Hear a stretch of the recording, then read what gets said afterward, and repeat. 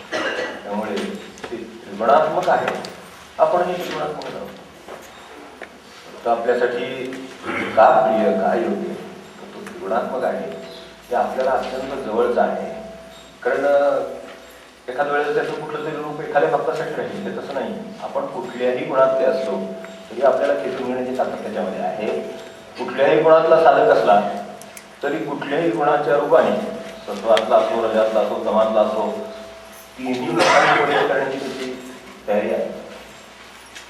कारण रजाला रजाचाच लागतं, आम्हाला तमाचा लागतो, सत्वाला सत्वाचा लागतो उपदेश. असा उपदेश असला म्हणून ते त्रैमूर्ती ती आहे ती अशा तऱ्हेची आहे. म्हणजे रहस्य कळलं पाहिजे. आणि दत्त दिला गेलेला आपण नाही म्हणून की दत्त शब्द आपण सगळे वापरतो दिलं गेलेलं अशा अर्थाने, तर तो दिलेलाच आहे प्रत्येकाला. त्याचा उद्धाराचा मार्ग किंवा गुरु हा दत्त आहे.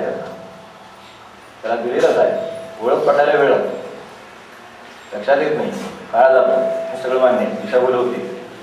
साक्षात महाराज हे ब्रह्मानंदांच्या दृष्टीने दत्त नव्हे का, पण तरी सुद्धा प्रत्यक्ष भेटून आल्यानंतर तरी सुद्धा असं वाटलं की माझे गुरु काही इथे आहेत. असं वाटलं ना सुरुवातीला, किंवा नाही ते प्रापंचिक आहेत, आपण एवढे पंडित आहोत, विद्वान आहोत, निरूपण करतो, आपण हे सगळं वेदांत जाणतो, आणि हे बायका मुलं सगळे मुली सगळे बसले बाजूला, आणि हे सगळे प्रापंचिक पुरुष आणि त्यांच्यात गप्पा मारत होते, आणि काय माझा उद्धार करणार असं वाटलं एवढे असून सुद्धा. आणि म्हणून पुन्हा कोणाकडे गेले, दत्तगुरूंच्याकडे गेले, वाढील गेले, आणि ध्यान जाऊन प्रार्थना केली. 7 दिवस घोषण केल्यावर मग कळलं तर तो प्रकट झाले. तुझे गुरु तुला दाखवले, ओळखची नाही. तेव्हा सत्वातला अत्यंत श्रेष्ठ सत्व असलेला महापुरुष आहे, तरी सुद्धा त्याला उपदेश देण्याचं सामर्थ्य महाराजांकडे जा. आणि पुन्हा गेल्यानंतर म्हणाले मी ओळखलं नाही आपल्याला, महाराज माहिती आहे आपल्याला सगळं पुढे काय ते. महाराज म्हणले मला वेदांत येत नाही, माझी 4 इयत्ता शिक्षण झालेलं, मी अभ्यास काय उपदेश करणार. मग कुणीतरी ज्ञानी पाहते काय आता बोलू नका म्हणजे रहस्य कळलं पाहिजे याच्यावर विषय निघाला होता. महाराज म्हणजे रहस्य कळलं पाहिजे असं दत्तभक्तीबद्दल बोलले, ते मिळालेलं आहे. आणि दत्त हा देऊन टाकणार आहे, हे पण आहे. रहस्य कळलं पाहिजे म्हणजे त्याच्यावर पण मुद्द्याची आठवण घेऊन रामकृष्ण एकदा म्हणाले की माणसं भगवंताकडे अनेक गोष्टी मागतात. मागणं हा फार पुरातन विषय आहे आणि अनादी काळापासून सुरू आहे आणि अनंत काळ चालत राहील आणि राहू दे, काय बिघडत नाही. मागण्याशिवाय काय आहे आपल्या प्रपंचामध्ये, त्यामुळे तो होणार तो काय मागणं तर राहणार, मग काय करायचं. तर त्यावर एकदा सांगताना रामकृष्णांचं म्हणणं होतं की काही लोक हे मागतात, मग ते मागतात, मग हळूहळू मागणं सुधारत जातं. एखाद्या वेळेला कोणत्या अर्थाने सुधारतं ते पण माहिती आहे, आणि एखाद्या वेळेला कोणत्या अर्थाने सुधारतं ते पण माहिती आहे. तर असं होत जातं काय. पण सगळ्यात शेवटी जो भक्ताचा परमभक्त येतो ना शेवटी, तो म्हणतो आता तूच हवास, बाकी काय नाही. शेवटी भगवंत त्याला देता देता शेवटी स्वतःला देऊन टाकतो, असा भक्त भेटला. असा तो दत्त आहे, तो देतो, स्वतःला देऊन टाकतो. असं रहस्य कळलं पाहिजे असं वाटतं. ते आपण कुठली उपासना करत असतो तर तिचं रहस्य काय आहे समजून घ्यायला हरकत नाही. आपला मुद्दा इथे उपासनेचा संबंध आहे, तो उत्सवाचा संबंध आहे. तो उत्सव करतो, त्याचं रहस्य कळून केलं तर बरं. आपला संबंध त्याच्याशी, आपण उत्सव करतो आहोत, पुण्यतिथी करतो आहोत, तिचं काय आपल्या दृष्टीनं रहस्य आहे. तर ह्या पुण्यतिथीचं किंवा कोणत्याही संतांच्या जयंतीचं पुण्यतिथीचं जर काही साधं रहस्य करण्यासारखं वरवरचं असेल तर आपल्याला उपासनेची आठवण करून देणं, साधं उपासनेची आठवण करून देणं. कारण बराच बाकीचे ते रामतीर्थ म्हणायची 10 जर फिरून आली तर या गोदीत पान करतात दुरुस्तीसाठी, काही काळ ती गोदीत राहतात. तसं आपण प्रपंचात फिरून आलो आता काही भरता अपडाऊन करतात, चालेल बरं पण थोडं गोदीत राहावं लागेल, थोडं मठात राहावं लागेल, म्हणजे मग त्याचं रहस्य कळतं उपासनेचं काय आहे. असं ते त्यात असलं म्हणजे झालं काय 10 तास 12 तास काही, पण तो त्यात राहायला तर त्याला कळेल ते कशासाठी आहे. तेव्हा उत्सवाचं रहस्य आपल्या दृष्टीनं हे आठवण करून देणं, आणि त्याच्यावरचं थोडंसं रहस्य म्हणजे उपासना करून घेणं. कोणाकडून करून घेत नाही, तिचं आपल्याकडून करून घेतात, फक्त ती करून घेणं हे सुद्धा त्या उत्सवाचं रहस्य आहे. उपासनेत आपल्या ह्या उत्सवाचं रहस्य काय, उत्सवाचं रहस्य एवढं आहे की आपल्याला उपासनेची आठवण द्यावी, तशीच आपल्याकडून उपासना करून पण घ्यावी, त्यासाठी ते संदर्भ आहेत आणि ते आपल्याकडून करून घेणार. ते नाहीतर काय आपल्याला काय जप करायला कुठं अडचण येतं काय, इथे काही वेगळं काय वेगळ्या काय जरी नाही, याच्यापेक्षा जास्त कसं ते आपल्या घरी करायचे. मग काय 25,000 काय 30,000 काय सहज होऊ शकेल घरी सुद्धा. पण तो तिथे मात्र अगदी सहजपणे म्हणतो 10-12,000 सकाळी जेव्हा होतात कळत नाही, 10-15,000 संध्याकाळी होतात तेव्हा कळत नाही. 25-30-40,000 इथं तर 50,000 एकाने संकल्प, दिवसाचा 50,000 संकल्प आहे. 50,000 जग दिवसात होतो. रात्र दिवस जग करायचं, दुसरं काय करायचं नाही. कुठेतरी वेळ व्हायला जातो, थोडासा घालवतात. बाकी कशातही वेळ घालवायचा नाही. असं ठरवलं तर 50 पर्यंत नेता येतं असं त्यांनी सांगितलं मला. बाबा एवढं शक्य आहे. संख्या हा त्याचा सोल क्रायटेरिया नव्हे मान्य, पण दुसरं त्याला काहीतरी अर्थ आहेच आहे की इतका काळ निदान आपण ठीक आहे आपण माळ फिरवणार म्हणून सोडून द्यायचं नाही चालेल, पण माळा तरी एवढा काळ फिरवीत राहायचं म्हणजे काहीतरी आहे का, तर ते सुद्धा आहे ना संख्येचं काहीतरी माहिती. तर तेवढा होऊ शकतो असा त्याने अनुभव सांगितला. तर करू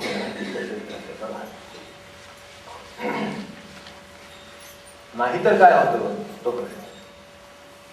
आपल्याकडे इन्व्हेस्टमेंट वगैरे करणारे लोक तज्ञ तर त्यांना ती कल्पना बँकिंग क्षेत्रातल्या लोकांना माहितीच आहे. त्यात नसलेल्याला उलट जास्त माहिती आहे अलीकडे बँकेतले काय वेळ केलं तर असं आहे.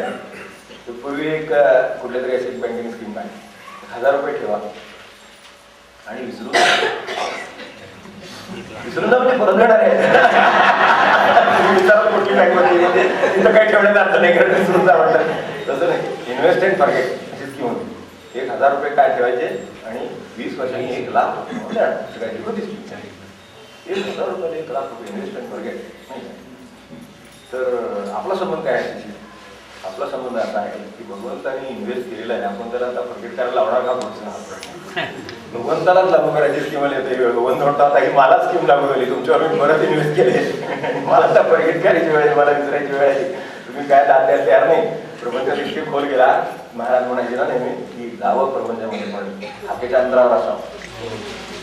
प्रपंचात खोल जावं येतो मनुष्य, प्रपंचात खोल जातो पण हाकेच्या अंतरात व्हा.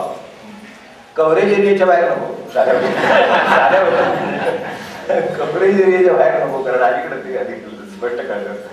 तर तसं कव्हरेज एरियाच्या बाहेर त्याच्या निदान तेवढ्या टप्प्यात तर राहावं. म्हणजे जर समजा कुठे चुकत असला तर निदान एखादा मेसेज तरी देता येईल का?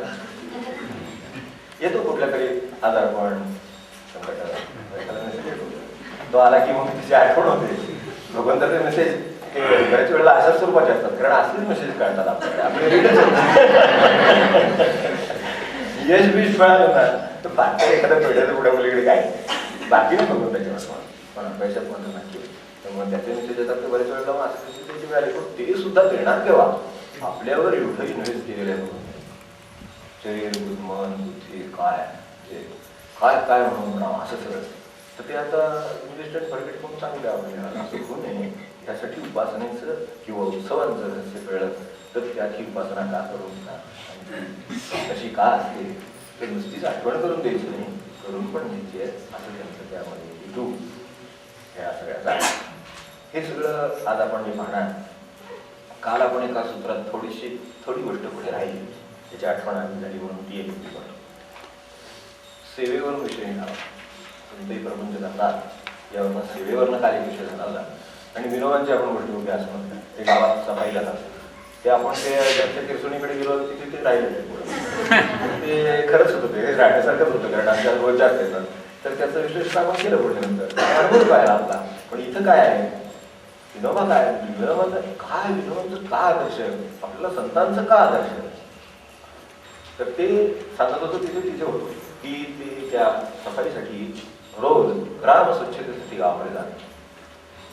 मग आता पुराच्या वेळेची गोष्ट मी आपल्याला मागे सांगितली. त्यांना जाता आलं गाव नदीच्या पलीकडे आहे, जाता येत तर असंच काही कारणामुळे त्या गावामध्ये सेवेला जातात, तिथे जाता आलं नाही. तर 4 दिवस सलग असं झालं की 4 दिवस गावाची स्वच्छता करायला जाता आलं नाही.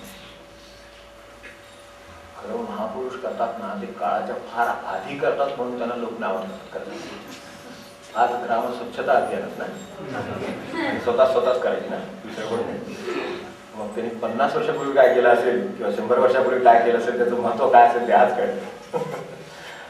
तर ते अशा तऱ्हेच्या स्वच्छतेसाठी जागा आला नाही. त्यावेळेला त्यांच्या बरोबरच्या ग्रस्तांना त्यांनी थोडीशी म्हणजे पहाटे निघाले, त्या दिवशी निघाले आणि काम म्हणजे सूर्योदयाच्या पूर्वी त्यामुळे सूर्यदेश निघाले बाहेर कामाला. त्याप्रमाणे आपली बाहेर पडले आणि जाताना विषय चालला होता की असं जाता आलं नाही, असं होता नाही, सेवेमध्ये खंड उपयोग नाही किंवा खंड पाहिजे, आपल्याला जाता आलं नाही. तेव्हा ती खंत व्यक्त केली. शेजारचे ग्रस्त काय म्हणाले त्यांच्याबरोबर चालणारे, तेही साधकच आहेत, तेही त्यांच्या बरोबर राहिलेले आहेत. ते काय म्हणले, काय आता रोज जातो आपण, ते 3-4 दिवस नाही जमले म्हणून एवढं काय वाटून घेण्याचं का नाही.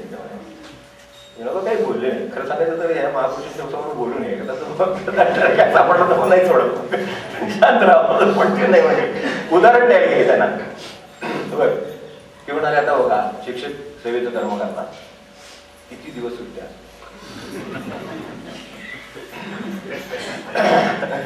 कुठल्या शिक्षकांना काय किती दिवस सुट्ट्या, किती रविवार, ते 52 रविवार, मग ते सगळं सांगितलं. ते सांगितलं शास्त्र पण ऐकलं.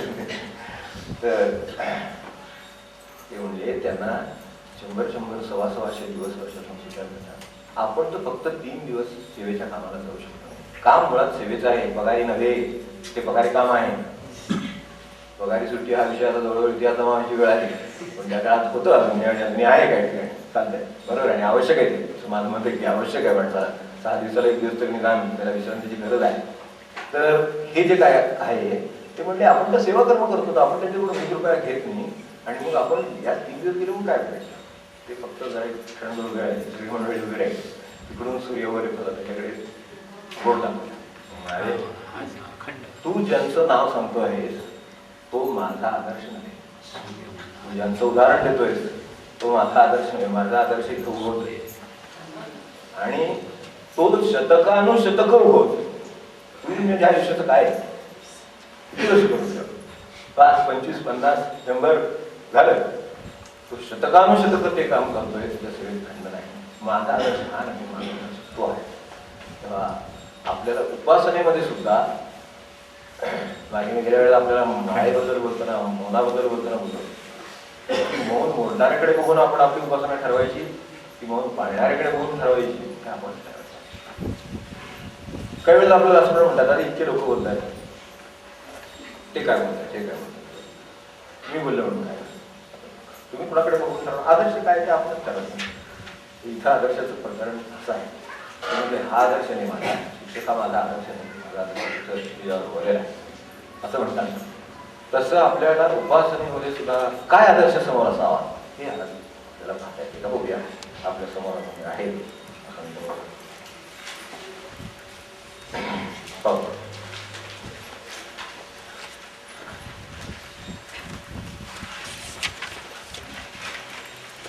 पुरवणी अगदी ताजी असल्यामुळे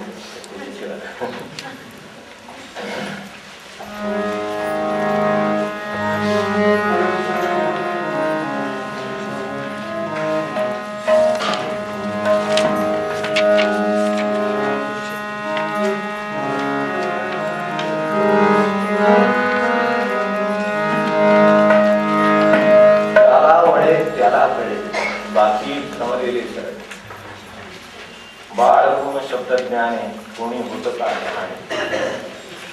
भरल्या नदीचे दर्शन त्याने भागे का दहा 196. चर्ची कर्मांचे डोंगर जीव झाला का अमर, जन्मोजन्मी प्रदक्षिणा कोणी गाभारी जाईल, दीन म्हणे वर्म कळे त्याची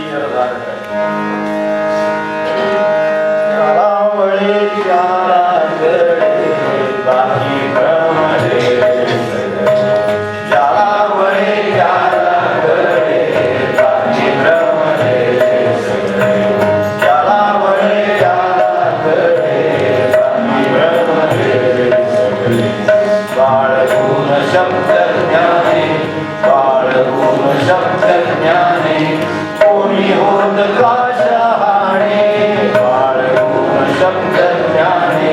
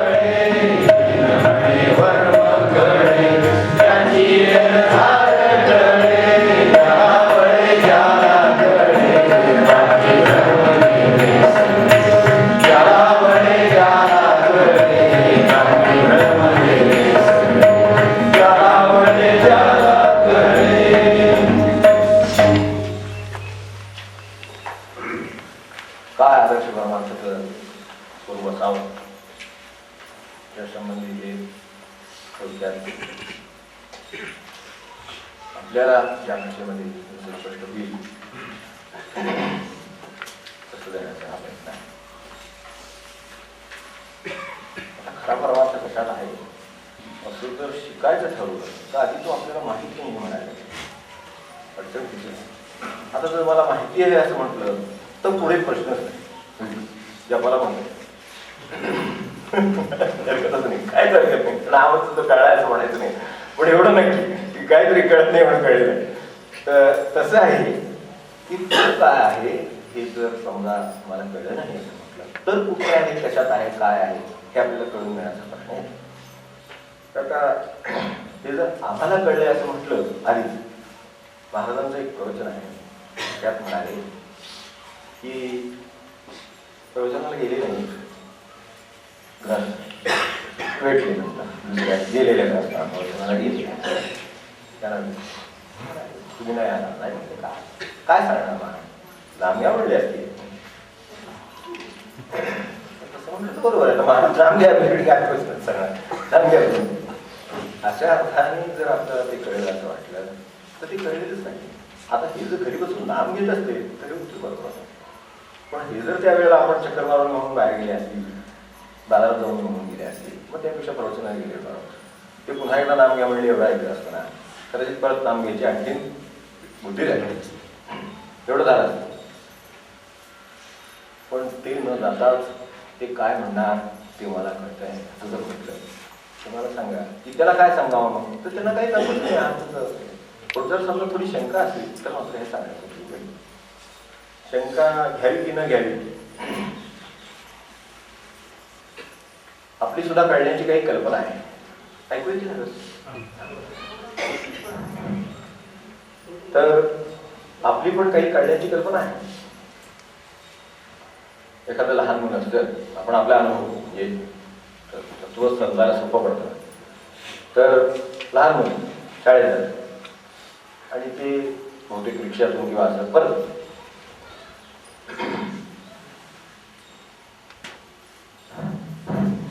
ते रिक्षातून परत आल्यावर विचारते दप्तर डबा काढून ठेवला तर पेन्सिल नाही हरवली का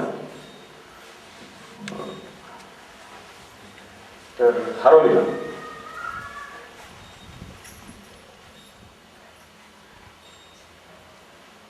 बरोबर तर पेन्सिल हरवली का तर ते 2 दणके दिल्यावर मग म्हणतो पहिले काय सांगत नाही बोलत नाही म्हणजे हरवली कळलं नाही कारण ज्याची उत्तर देत नाही करत एक आवडतं सांगा काय झालं पेन्सिलीचं मग शेवटी जेव्हा लढावून विचारत तेव्हा तू सांग मी माझ्या मैत्रिणीला दिली माझ्या मित्राला दिली काय सांगते मित्राला मैत्रिणीला दिली असं तरी धरले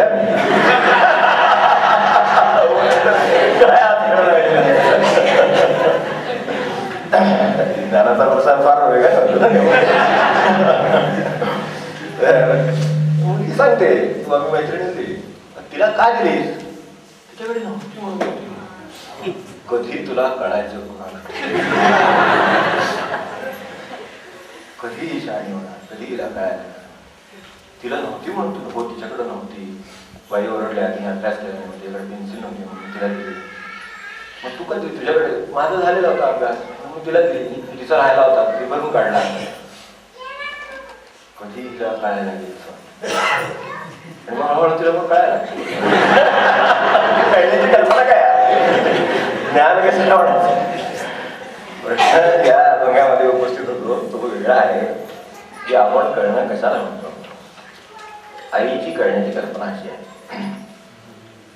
की पुढे मग असली तरी नाही म्हणून सांगायला पाहिजे तेव्हा जेव्हा कळायला लागतं तेव्हा ज्यादा आहे का असं म्हटलं तरी सुद्धा ज्यादा सुद्धा नाही म्हणून सांगते तुझ्या याच्यात जरी असली मुलगी नाही मुलगा काय पण असेल तर ते सारखंच आहे तिची एवढी त्याची तयारी होते की असली तरी नाही म्हणून सांगतो म्हणजे मग त्याला जरा कळायला बरोबर मोडतात टोकं म्हणतात पेन्सिलची मी आपलं उदाहरण घेतोय म्हणजे काय खरं बघितलेलं उदाहरण आहे म्हणून सांगितलं की पेन्सिलची टोकं म्हणतात म्हणून दुसरी पेन्सिल द्यावी लागते ते शार्पनर असतो बरोबर तरी सुद्धा ती दुसरी पेन्सिल द्यावी लागते म्हणजे ते बरं पडतं. मग दुसरी जादा ठेवलेली असते आता काय म्हणत नाही, मग ती काय लागत नाही. मग ती दुसऱ्याला द्यावी म्हटलं तर मग ते तिला कळायला लागल्यानंतर मग ती देत नाही म्हणून सांगते असं तिला कळायला लागतं. मग हळूहळू ते पुढे वाढ अशी मग आपल्यासारखे जेव्हा ते संज्ञान होतात तेव्हा मग ते असलं तरी नाही म्हणून सांगतात.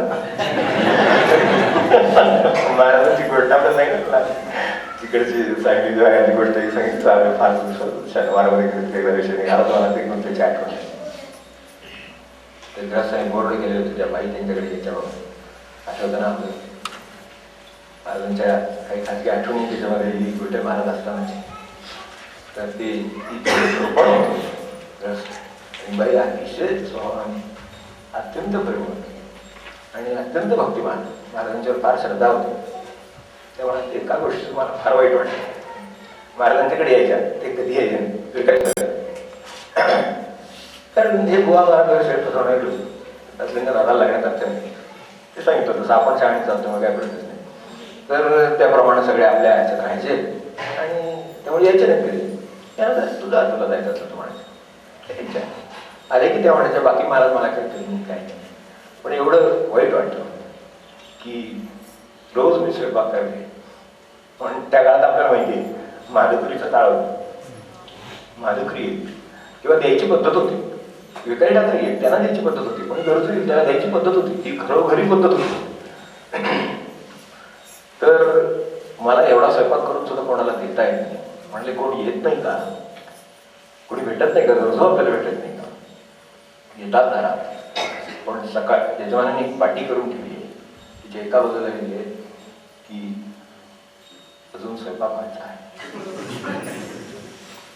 त्यामुळे ते वाचून परत जातात आणि म्हणजे आमची जेवण झाली की पाठी उलटी करून ठेवतात जेवण झाली आहे. ही घडलेली घटना आहे आपल्याला वाटेल पण हे खरोखर घडलेलं आहे. आणि महाराजांनी पुढे ते जे कोणी यजमान होते त्यांना पुढे बदललं ही गोष्ट सोडा कारण ही हात तळमळीची होती माऊलीची त्यामुळे त्यांचे स्वभाव पुढे बदल घडला वगैरे आहे त्याच्यामध्ये आठवणीमध्ये. पण असं इथपर्यंत माणसाला जे कळतं त्याची इथपर्यंत मदत कळण्याची आपली जी आताची कल्पना आहे ती शाळेत जसं आपल्याला सांगितलं की ते कळत जातं ते शेवटी इतकं कळत जातं की स्वयंपाक व्हायच्या आधी हे सगळं जेवण माहिती नाही काय स्वयंपाक व्हायचा आहे की त्यांनी थांबूच नाही स्वयंपाकच व्हायचा आहे. आणि नंतर मात्र जेवण झाली आहे म्हणून लगेच स्वयंपाकाला कोरडं होता पण जेवण झाल्यावर मग आता काय करणार पुन्हा ती कोरडं वाचायचं निघून जायची कोणाला देणार निदान करावं असं वाटतं द्यावं असं वाटतं पण कोणाला द्यायचं की अशी कोरड आहे. तेव्हा आपल्याला जे ज्याला कळतं असं वाटतं त्याची पुढे परिणती कशात होते हा प्रश्न परिणती सांगण्यासाठी कानाला नसेल कशाला नसेल पुढे जे नाही म्हणायचंय माणसाने पुढे आयुष्यभर तो जो नाही म्हणणार आहे कोणाला तरी गरजूला मी अगदी याला म्हणत नाही जेव्हा देतोय असं नव्हे गरजूला तो का नाही म्हणतो तो ज्ञानी झाला म्हणून नाही म्हणतो कळता झाला म्हणून तो असं नाही म्हणतो तिकडे काय नाही म्हणतो. ही आपली ज्ञानाची अवस्था आहे. मग मला सांगा मग म्हटलं की लहान मुलं आहेत मुलं उदाहरण शोध की बाबांचं मग काय आहे तुझं तिथली पेन्सिल घेऊन आली कारण घरात प्रसंग घडत असतात बाबांना भाजी घेऊन येतात आणि मग त्यांच्यावर पडलेली असंही असेल नसारावी असेल म्हणा काय घेऊन येतात मग ऐकून घ्यावं लागतं सत्य आणि घेऊन लक्ष कुठे होतं वगैरे वगैरे सगळं ऐकून झालं मी बघितलं नाही का गेला नाही का चार दुकान आणला नाही का वगैरे सगळं ऐकून घ्यावं लागतं. 10 रुपयाची भाजी आणली तर 5 रुपयाची खराब झाली. तो ऐकलंच ना पण बाबा काय म्हणतो माहिती आहे ना बाबा म्हणाले तू काय काळजी करू नकोस दिलेली नोट होती असे कळणारे जर पती मध्ये अवतरले काय होईल त्याचं कळण्याचं आदर्श परमार्थ आणि खरा परमार्थ नामकन खरी उपासना आहे. आता काय हे समजून कसं काय सुरू आहे ही सुरुवात आहे समजून घ्या आपण कसं समजून घ्यावं म्हणजे ज्याला आपण कळता तो त्याची स्थिती कशी आपण ज्याला ज्ञान मिळवणं ज्याला कळणं म्हणतो ते आपण काय पद्धतीने सध्या मिळवतोय ते बघूया. सध्याची परिस्थिती ज्ञानाची काय आहे? शाळेत जाणं आणि शिक्षण घेणं. कालच आपल्याला एक चांगला प्रश्न आला समाज. शाळेत जाणं आणि शिक्षण घेणं, वेगवेगळ्या विषयांचं ज्ञान मनुष्यकडून घेऊन येतं. त्याला आपण शिक्षण किंवा ज्ञान असं समजतो आणि त्याला आपण ते कळतं आहे असं समजतो. हे सगळं कदाचित पुढे परमार्थाला लागू असेल, म्हणून मी सगळी उदाहरणं सुरुवातीला की शाळेत जाणं, विषय शिकून येणं म्हणजे आपल्याला त्याचं ज्ञान झालं असं आपण आता समजतो. आणि बरोबर आहे, शाळेचं काम आहे ते, शाळा करते, शाळेची चूक नाही, अभ्यासक्रमाची चूक आहे असलीच तर आत्ताची चूकही म्हणता येत नाही, त्याला आपण ज्ञान म्हणतो ही चूक आहे असं म्हणावं. तर जातो शाळेत, तो काय असेल तो विषय शिकून येतो, ते एक प्रकारचं ज्ञानच आहे, ते अज्ञान नाही, ज्ञानच आहे. पण ते त्या त्या विषयाचं ज्ञान आहे. काय विषय आहे आपला? वनस्पतीशास्त्र. ठीक, वनस्पतीशास्त्र शिकवणार. काय त्याच्यासमोर कोणता रसायन शिकवणार, हे ज्ञान. मग आता असं बरंचसं शिकून झालं म्हणजे मग आपण त्याला चालणार किंवा कळणारा शिक्षण झालं, सुशिक्षित झाला असंच म्हणतो. मला पण सुशिक्षितपणाचं पाहिजेच आहे. तर ते आपण त्याला ज्ञानी म्हणतो, सुशिक्षित म्हणतो, वेगवेगळ्या डिग्र्या मिळतात. या जे ज्ञान आहे ते ज्ञान ह्या दर्जाचं आहे का मला? आपण एकदा मागे माहिती, ज्ञान आणि शहाणपणाचं पाहिलं. तर हे जे आज ज्ञान आहे की त्या विषयाची त्याला असलेली माहिती आहे आपल्याला, कुठलाही विषय असेल, कोणत्याही क्षेत्रातला विषय घ्या, त्या विषयाविषयी जी माहिती आहे ते ज्ञान योगात कशाला तरी ज्ञान म्हणण्याचं आहे ती त्याची आता बरी ह्याला परीक्षा नाही असं आपल्याला म्हणायचं का? शाळेत जाऊन मला 2 वर्ष 10 वर्ष काय ते शिकला, काय 15 वर्ष कॉलेज झालं म्हणजे आता तो त्या विषयातला ज्ञानी झाला. विषयातला ज्ञानी झाला असं तरी म्हणायला हरकत नाही, ज्ञानी झाला. आपण सर्वसाधारणपणे आता तर ज्ञानी झाला असं म्हणतो. तो ज्ञानी झाला जो म्हणतो तो त्या विषयाचं जे कळतं त्याची परीक्षा दिल्याशिवाय झालाय का? परीक्षा पास होऊनच झाला. परीक्षेचं स्वरूप काय आहे असा विचार करू शकतो. तर त्याच्या स्मरणशक्तीची परीक्षा आहे की त्याला जे वाचलेलं आहे तो किती प्रमाणात उतरवतो, त्याला जे सांगितलेलं आहे ते लक्षात ठेवून किती प्रमाणात तो उतरवतोय का आपण आज, त्याच्यावर त्याचे मार्क अवलंबून, त्याच्यावर त्याचं ज्ञान अवलंबून. मग हा पहिला दुसरा किंवा हा वरच्या वर्गातला काय ते मार्क काढून घेतले तर ग्रेड देतील, दुसरं काय असेल तर ते A ग्रेड मध्ये आला, A+, मध्ये आला, काय C++, तर तसं काहीतरी त्याचं होईल. ते आहेच ना काहीतरी, म्हणजे त्यात तो तज्ञ म्हणायचा. आता तज्ञ म्हणायचा जो काही तो कशावर न म्हणायचा, त्या मार्कावर न म्हणायचा. मार्क कशावरून द्यायचे? कितपत रिप्रोड्यूस करू शकला ह्याच्या. एखादा रिप्रोडक्शन त्या करायला जर कमी पडला, ते वाचलेलं समजा परत सांगणं हे जे रिप्रोड्यूस करणं आहे ते करण्यामध्ये जर तो कमी पडला, समजा स्मरणशक्ती पाठांतर थोडंसं कमी आहे पाठांतर, तर तो 50% त्याचं बरोबर येईल. म्हणजे काय होईल, तो अर्धवट म्हणायचा काय नाही. आणि ज्यानं ते जसं तसं पाठ शब्द उतरवून सांगितला तो पूर्ण काही म्हणायचा.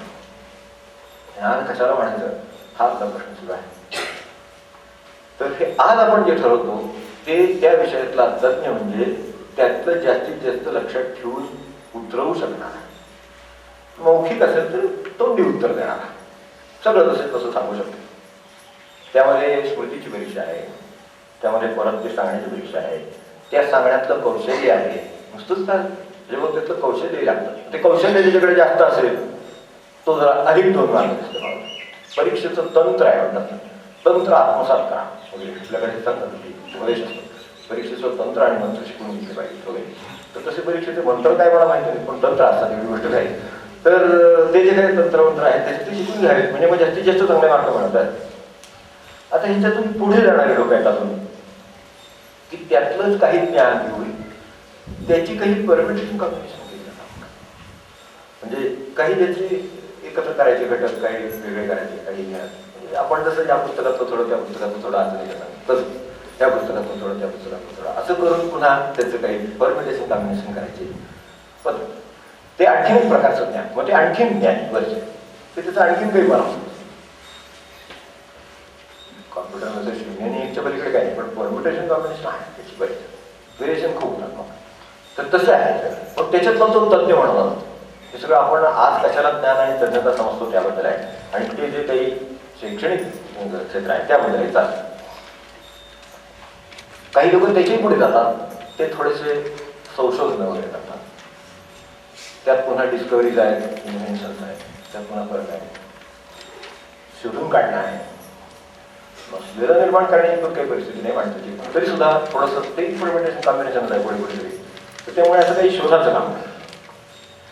परीक्षा आहे, त्याला कुठेतरी सत्यता आहे, त्यावर आपण त्याला तज्ज्ञ समजतो, त्यावर त्याला ज्ञानी समजतो. खूप विद्वान मनुष्य हा म्हणजे शेवटी ग्रंथ लिहितो, दुसरं काय आणखी काहीतरी करतो.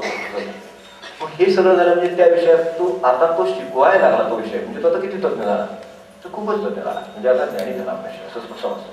नाही त्याला तो विषय माहीत नाही किंवा ते काय त्याला कळत नाही असं म्हणायचं काही कारणच नाही.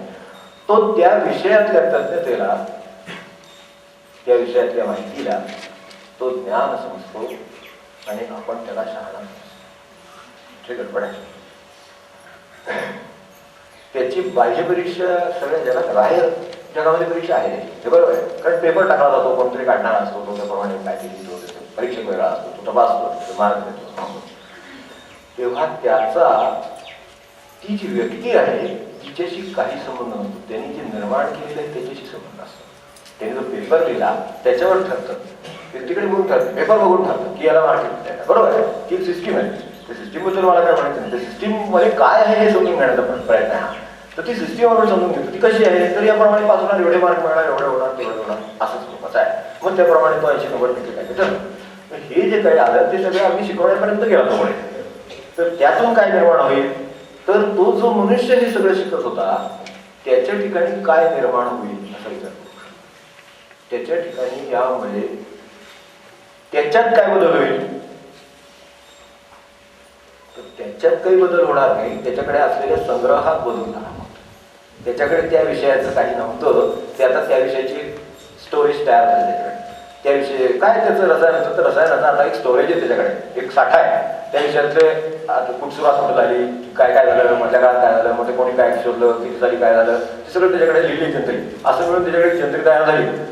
ती जंत्री त्याच्याकडे फक्त आहे. एवढ्यासाठी आपण त्याला शहाणा किंवा ज्ञानी म्हणणार असू, तर त्यांनी त्याच्यावर काय फरक पडला तर तो काय फरक पडला. तो स्वतः जो मनुष्य आहे म्हणून आपण पाहिला असेल. आता आपण वेगवेगळ्या क्षेत्राकडे बघतो. शास्त्रज्ञ आवडतो, एखादा विद्वान मनुष्य, एखादा कलाकार, एखादा स्पेशालिस्ट, कुठल्याही क्षेत्रातले जी तज्ञता आहे ती आपण बघा वाटलं. मी असं एक प्रत्यक्ष पाहिलेलं उदाहरण, की एका विषयाचे तज्ञ आहे, अगदी वय 70-75च्या सुमाराला, पण ते पुस्तक प्रकाशित करायला शासनाने, म्हणजे त्यांचे शासक सुद्धा ओळखीचे होते, त्यांनी वेळेला मदत केली नाही या त्याची खंत ती खूप काळ मागीत होते. काय झालं, त्यांच्या खिन्नतेला कारण काय किंवा अस्वस्थतेला कारण काय, तर त्या प्रकाशनासाठी त्यांचे शब्द ते जाणत असून सुद्धा त्यांनी त्याला मदत केली नाही, ग्रँट मिळून दिली नाही. थोडक्यात साध्या भाषेत ते आता सोपं आहे की ग्रँट मिळाली नाही सर काय, म्हणून ते अस्वस्थ होते. इकडं पाहिलं तर त्या क्षेत्रामध्ये ते सर्वात तज्ञ व्यक्तींची जी आहे, सर्वात तज्ञ व्यक्तींचे जे लेवल आहे त्या लेवलला आहे. पण तरी सुद्धा त्यांची इकडची अवस्था काय आहे, तर इकडची अवस्था त्यांची ही केवळ एक ग्रँट मिळाली नाही म्हणून अनेक वर्ष अस्वस्थ होण्याची आहे.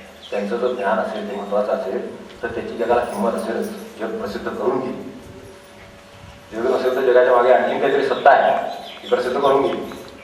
पण त्यांचे ते एकंदरीत स्थिती पाहिल्यावर मला त्या ज्ञानाविषयी असं वाटलं की ह्या ज्ञानाला काय किंमत आहे, की ते इतकं असून सुद्धा त्याच्या व्यक्तीवर काही त्याचा परिणाम होत नाही आणि तो मनुष्य अस्वस्थ राहू शकतो. ते काय ते अनुदान मिळालं नाही, काय ती ग्रँट मिळाली नाही म्हणून त्यांना त्या माणसांच्या बद्दल राग आहे, आपल्याकडे तो व्यक्त करत आहे, अनेकांच्याकडे तो केला असेल, हे सगळं आहे. त्याचं काय, त्याचं त्या माणसाचं काय या दृष्टीने, ज्ञानाचं काय या, मग ह्याला ज्ञान म्हणावं का असं म्हणतात. हे आपण अनेक गोष्टी बघाय. कलाकार असते, आपण ऐकलं असेल सरकारी त्या वाटपामध्ये जमीन मिळाली, आपल्याला फार थोर कलाकारांची उदाहरण म्हणजे सरकारी जमीन वाटपातली जमीन आपल्याला मिळाली, थोर कलाकार असल्यामुळे आपला त्याच्यावर काय मिळाली म्हणून आपण देशचा सोडून असं त्यांचं म्हणणं आहे. देश सोडायचं समजा. आता मला सांगा त्या कलेचं जे काय ते ज्ञान आहे त्याचं तर काय माणसाची समज आहे असं वाटत मला. काय फार उदाहरणं देत नाही, कारण ती सगळी तिकडचं उदाहरण आहे. ही सगळी थोर उदाहरणं आहेत. त्यांच्या त्या ज्ञानाबद्दल दुमत नाही आपल्या जे काही क्षेत्रातलं कौशल्य म्हणून आपण त्याला ते गणितकरीतलं कौशल्य असेल, शास्त्रज्ञ त्या शास्त्राच्या बद्दलचं कौशल्य असेल, किंवा काय त्या काय म्हणलं त्या विद्वानांचं त्यांच्या क्षेत्राबद्दलचं असेल, याचा त्या माणसाशी काय संबंध आहे? ज्ञान उघडलं आहे, अजून 10 ग्रंथ लिहिले, ठीक आहे, पण त्या माणसावर त्याचा काही फरक नाही. तर या ज्ञानाला ज्ञानाची योग्यता आहे का? ज्ञान म्हणायचं का माहिती म्हणायची का साठा म्हणायचं नसतं? तर अशी परिस्थिती आहे.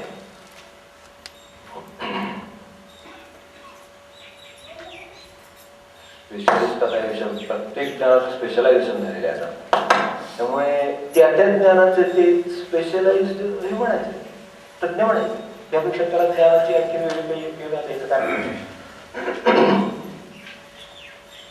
हे झालं एक प्रकारचं ज्ञान. आज सगळं मिळून ज्ञान जे आहे ना, ते असं शाळेतून, कॉलेजमधून, विद्यापीठातून, आणखी कुठे शिक्षण संस्थातून जे गोळा होते ते ओझे प्रकारचं डोक्यावर गोळा होते. त्या माणसाला काय म्हणलं तर ठीक आहे, लौकिकदृष्ट्या त्याला काही 4 पैसे मिळायची व्यवस्था झाली किंवा त्याच्या प्रपंचाची व्यवस्था ती सुद्धा अलीकडे सगळ्या शिक्षणात होत नाही, पण तरी सुद्धा झाली असेल असं तरी करू. तेवढ्या मोठं शिक्षण मनुष्याने घेतलं तर तो शिक्षित झाला, ज्ञानी, म्हणजे रहस्य कळलं असेल वगैरे ज्ञानाचं असलं समजा. आपला मूळ श्रीमंत तिकडे आहे, त्याचा धागा ठेवून राहू, ही मूळ रहस्य करण्याची प्रश्न आहे. तर ह्या सगळ्या आत्ताच मला सांगा, याच्या व्यतिरिक्त ज्ञानाचं आपल्याकडे काय आहे?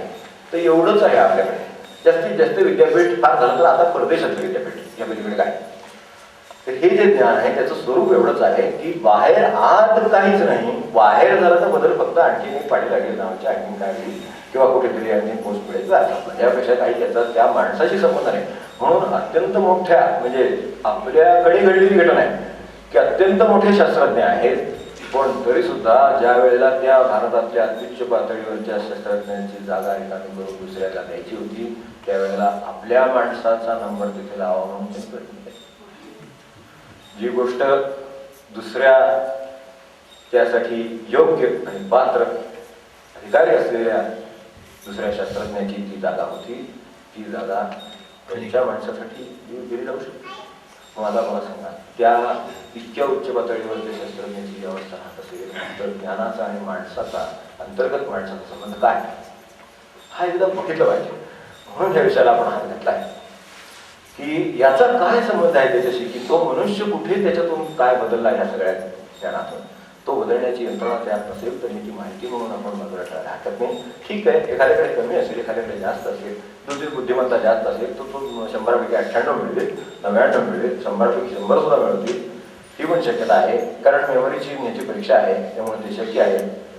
पण याचा त्या माणसाशी आज काही संबंध आहे, थोडासा संबंध आहे, नाही असं मी म्हणत नाही, पण कशाचा आहे? अहंकार थोडंफार तो आणखीन वर्ष बोलतो नाही, आणखीन त्याला डिग्री माहिती, आणखीन वर्ष तो काल सांगितलं होतं, तो ऐकतच नाही कोणा. दुसऱ्या कोणीच्या गावामध्ये बरोबर आहे असं वाटणार म्हणजे असं कुठेतरी निर्माण व्हायला लागतं. म्हणजे ती कुठेतरी तिकडे नेत आहे. म्हणजे आज जर फरकच होत असेल तर इथं आहे, बाकी कुठं फरक नाही. मग आता याला आपण ज्ञान म्हणावं होता, हा एक प्रश्न. दुसरं आपल्यासमोर आणखीन काही ज्ञान, तर ते ज्ञान जे मगाशी सांगितलं ना त्या स्वरूपाचं आहे. ते कसं आहे? प्रपंचातलं ज्ञान हे आपण जे मगाशी बघितलं ते शैक्षणिक स्वरूपाचं होतं, त्याला आपण ज्ञान म्हणतो अलीकडे. पण दुसरं प्रपंचातलं ज्ञान व्यवहारात, आपल्या व्यवहारात कसं वागावं कळलं पाहिजे वगैरे प्रत्येकाने. त्यांनी जसं कुठे देऊन घेतलं तसं कसं राहता येईल, म्हणजे विशेषतः आपण स्वतः न फसता दुसऱ्याला काय म्हणत नाही आता अशा तऱ्हेनं कसं राहता येईल असं एक प्रापंचिक ज्ञान म्हणायचं आहे. त्यामध्ये त्यातल्या त्यात स्वार्थाचं ज्ञान असेल तर फारच उत्तम. कसा साधावा त्याचा महाराज म्हणजे ते स्वार्थ खरा साधावा, ते फरक आहे. जरा काय ते दुसरा शब्द वापरला जेव्हा महाराष्ट्र स्वार्थ साधावा म्हटले असं कुठून चुकून म्हणलं नाही, असं नाही. स्वार्थ खरा साधावा, तेव्हा हे खरा स्वार्थ नाही, हा साधा खोटा. तो खोटा स्वार्थ आहे, मोठेपणा आहे, दंभ आहे. तर त्याची सगळ्याची योजना व्यवहार ज्ञानामध्ये, त्याला आपण व्यवहार ज्ञान म्हणून, त्याला अत्यंत व्यवहार ज्ञानी मनुष्य असतो. व्यवहारात उत्तम कळतं. तुम्ही जर फसणार असाल तर तुम्हाला फसून देणार बघा, तुम्ही त्याचा सल्ला तो बरोबर तुम्हाला सांगेल आणि कळते ते पण पुढचं सांगेल की त्याला कसं फसवा दे. म्हणजे तो अधिक व्यवहार अधिक छाना मनुष्य असं म्हणतात. तुला कसं बरोबर कर संतांनी फसवणं कळत नाही बरं प्रकार काय आहे.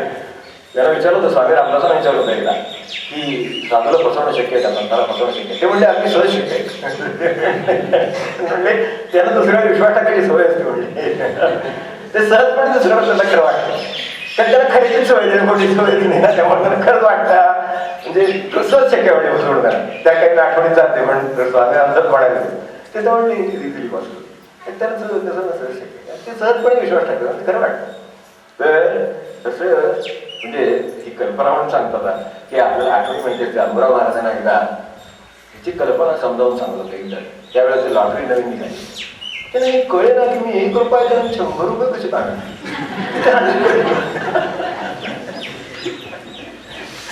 पण व्यवहारामध्ये 1 रुपया देऊन 100 रुपये कसे मिळवायचे हाच खरा ज्ञानाचा भाग आहे का दुसऱ्या प्रकारचं ज्ञान घेऊन आपण हे पहिलं शैक्षणिक सांगितलं. एकाचे 100 कसे होतील यापेक्षा जर दुसरा एखाद्याचे एकाचे 200 कसे होतील सांगणारा निघाला तर त्याच्या मग एकाच्या जागी 10,000 लोक लागतात, एकाचे 200 होतात.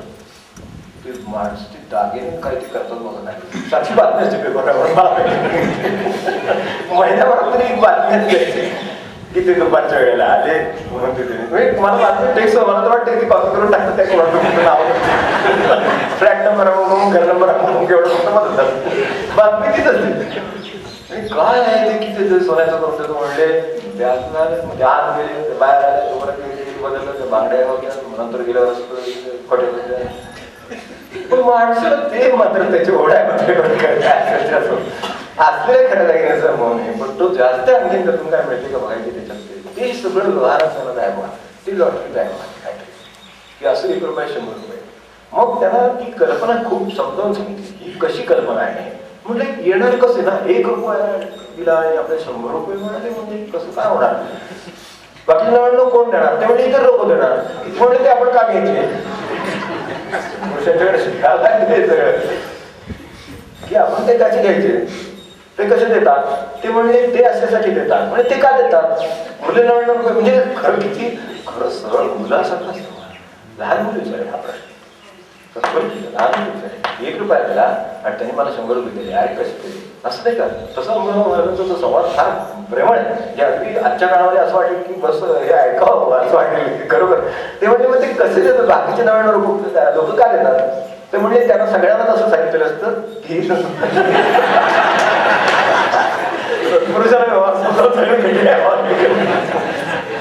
हे व्यवहार ज्ञान आहे असं त्याला आपण व्यवहार ज्ञान म्हणतो किंवा मर्मन रहस्य समजून घ्यायचे आपल्याला. पण ही अशी अवस्था आहे तर ते म्हणजे सगळ्यांना तसं सांगितलेलं असतं की तुम्हाला 1 रुपया दिला तर 100 रुपये मिळतील असं 100 लोकांना सांगतात.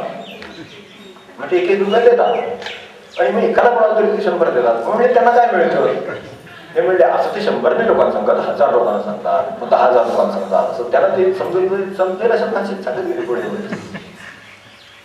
म्हणजे मग बाकीच्यांना काय मिळतं तर बाकीच्यांना काही मिळत म्हणजे त्यांनी आशेवर त्यांच्या आशेमध्ये पैसे देतात आणि ते आपण घ्यायची पाहिजे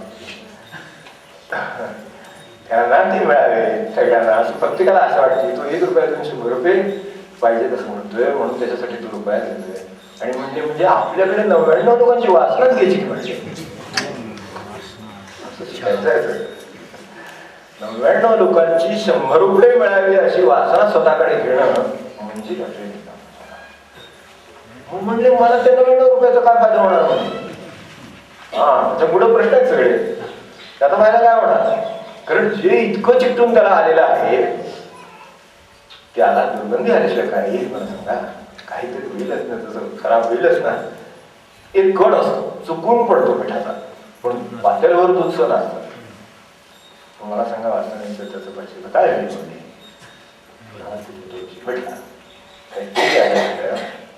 हे सगळं आजच्या ज्याला आपण व्यवहार ज्ञान म्हणतो आता त्याला कळायला लागलं म्हणतो.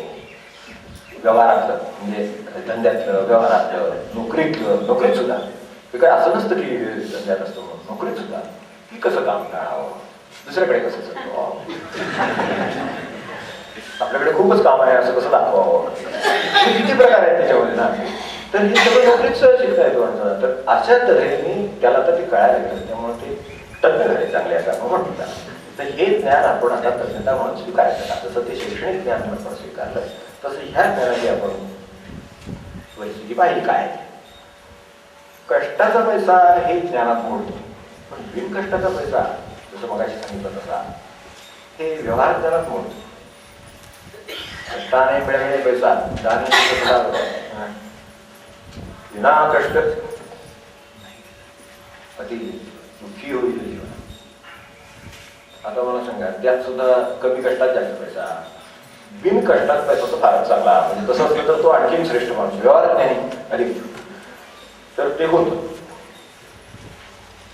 पण मला एक सांगा की हे जे सगळं ज्ञान आहे हे जरी असलं तरी त्याला सुद्धा व्यवहाराच्या ज्ञानाचं सुद्धा सांगतो, त्याला सुद्धा ते प्रत्यक्ष अंमलात आणलं तरच अर्थ आहे. मला तिथे आपल्याला सांगत काय की हे सुद्धा ज्ञान जरी झालं, समजा एक व्यवहारात आहे 1 रुपयाचे 10 रुपये कसे करावे, त्या जरा चांगला व्यवहार आहे. 1 रुपयाचा 1 रुपये 100 रुपये 1000 रुपये, पण त्यात सुद्धा ते कसं करावं हे त्याला समजा कळलं, म्हणजे त्याला सांगितलं, ऐकून घेतलं तर माहितीय स्वरूपाचं राहतं. ते सुद्धा व्यवहारात ज्ञान म्हणून होत नाही, कारण त्याने अजून एकाचे 1000 त्यांनी मिळवले म्हणजे ते सुद्धा प्रत्यक्ष काहीतरी त्याला अंमल आहेच. पण म्हणजे व्यवहार ज्ञान जरी झालं तरी सुद्धा त्याला काहीतरी अंमलाची बाजू आहे. या सगळ्या पद्धतीनं जे आपण मिळवतो आहोत प्रपंचामध्ये, जे मिळवत असतील ते मान्य की एकाचे 1000 करते, हे मान्य. त्याचे परिणाम काय होतील याचा विचार केला आपण. त्याचा एक साधा परिणाम जर सांगायचा झाला, कालच्या अभंगाशी निगडीत थोडासा भाग आहे तिथून, आणि पुढे जायचं ते आपल्याला तिकडे जायचं आहे. तर लौल्य साध्या भाषेत जिव्हा लौल्य शब्द आपल्याला माहिती आहे. जिव्हा लौल्य म्हणजे खाण्याची ओढ, साध्या भाषेत खाण्याची वासना म्हणतो आपण. तसं जिव्हा लौल्य म्हणजे एक प्रकार किंवा काय 2 प्रकार 3 प्रकार काय आमटी भाजी भात भाकरी काय असेल ते खाऊन पोट भरतो. तरी सुद्धा आणखीन 4 5 7 17 25 पाकक्रियांचं पुस्तक आपल्या साध्या भाषेमध्ये. तर ते 100 असलं तरी 200 क्रिया, 1000 क्रिया, 5000 क्रिया, त्यात पुन्हा क्लास, त्याची फी, ते सगळं भरून पुन्हा ते प्रयोग करून बघायचा. प्रयोगाने जातं ते त्यांनी घरात खायचं, ते माहितीच असतं. तर ते सगळं खायचं, त्यानंतर पुन्हा ते तज्ञ होणार, मग ते करून घालणार वगैरे सगळं, आणि ते घरातली भाजी भाकरी जी सुखाची आहे. आणि मग नंतर मग सगळं असं करून शेवटी मग डॉक्टर सांगतात आता जरा तुम्हाला आवड असला पाहिजे, त्यातही तुम्हाला सोडावं लागेल, ते सोडावं लागेल असं सांगितलं की मग त्यावेळेला मग आता ते गोळ्यांचं ते भीती पाहिली सगळी पुढची औषधं गोळ्यांची ते सगळ्या कुठल्यांची, की मग म्हणतो बरं ठीक आहे, मग आपलं सध्या भाकरी खातो, दूध भाकरी खातो, ती बरी तब्येतीला, किंवा भात खावा मग ती बरं म्हणून खा. ते सगळं लवल्यात परिणाम होतो. कारण या मार्गाने एकाच्या जागी 100 येतात, 2च्या जागी 500 येतात असं होतं. आणि मग ते आलेल्याचं काय ते हे त्याची पुढची दिशा लागते. मग त्याचा परिणाम लवल्यात होतो. म्हणजे लवल्यामध्ये मनुष्य इतका तज्ञ आहे, आता मला त्याच्यात फारसं कळत नाही, पण तरी सुद्धा आपण साधं सूप पितो ना, तर ते सूप एका ठिकाणी मी त्या हॉटेलवर पोहणीच्या जेवायला गेले सूप, त्यात ती मध्ये मध्ये ब्रेडचे तुकडे टाकले, ब्रेडचे तुकडे असतात म्हणतात ते होते. हे काय मध्ये म्हणजे सूप प्यायचं सगळं, ते तसं काय नसतं ती मध्ये ब्रेड खावं, म्हणजे हे का असं करतात, म्हणजे या सुखामध्ये सरळ आणि छान असतं, सूपची चव चांगली आहे. आणि आपल्याकडे हे आहे सूप शब्दच मुळात संस्कृत, आप्पा म्हणजे सूप शब्द संस्कृत आहे, सूपगार असा शब्द असतो. तर तसं काही त्याबद्दल काय वाईट वाटायचं कारण ना, तिचं काय ह्याचं आपलं टोमॅटोचं आहे, सूप पडलं म्हणजे असं वाटतं की आपण काहीतरी त्यांच्यासारखं तसं काय नाही, साधं सूप टोमॅटो सांगायचं कशाला तरी सांग एवढंच. पण ते तुकडा कशाला घालायचा, लवली आहे ना, तुकडा कशाला घालायचा. तर मला असं कळलं की म्हणजे हे विचारलं शेवटी, कारण हे आपल्याला काही कळत नाही, कळत नाही गोष्ट विचारून आपण आपलं सरळ प्रामाणिकपणे विचारावं म्हटलं, कोणीतरी आपला तज्ञ मनुष्य असेल तर ते काय असतं म्हणजे की ते थोडंसं तिकट असतं. तर सतत जर माणसाने ते आता आवडतं, माणसाला लवलीच आहे आवडतं, मग भराभर पितोय काय तर त्याचा त्रास होऊ शकतो, म्हणून स्पीड ब्रेकर म्हणजे काय करतो सगळं व्यवहार नाही मला फार काही कळत नाही, त्याच्यातलं कळता प्रश्न आहे. पण तरी सुद्धा ते व्यवहारात असं म्हणजे तो स्पीड ब्रेकर आहे, त्याच्यातला टाकीला ब्रेडचा तुकडा म्हणजे स्पीड ब्रेकर आहे. तो जरा मध्ये खात असला मनुष्य म्हणजे एकदम सगळं जळजळीत ते जात नाही, हे म्हणजे त्याचा त्रास होत नाही त्याला. माझी मुली एवढं जवळ तसं कळूच नाही मग कमी तिकडे घालावं नाही काय खरे सोपे मार्ग आहे. सरळ जर तो पदार्थ ठेवायचा आहे आणि जर तो आपल्याला प्यायला मिळावा खायला मिळावा असं वाटते तर त्यापेक्षा तिखट थोडंसं कमी घालावं.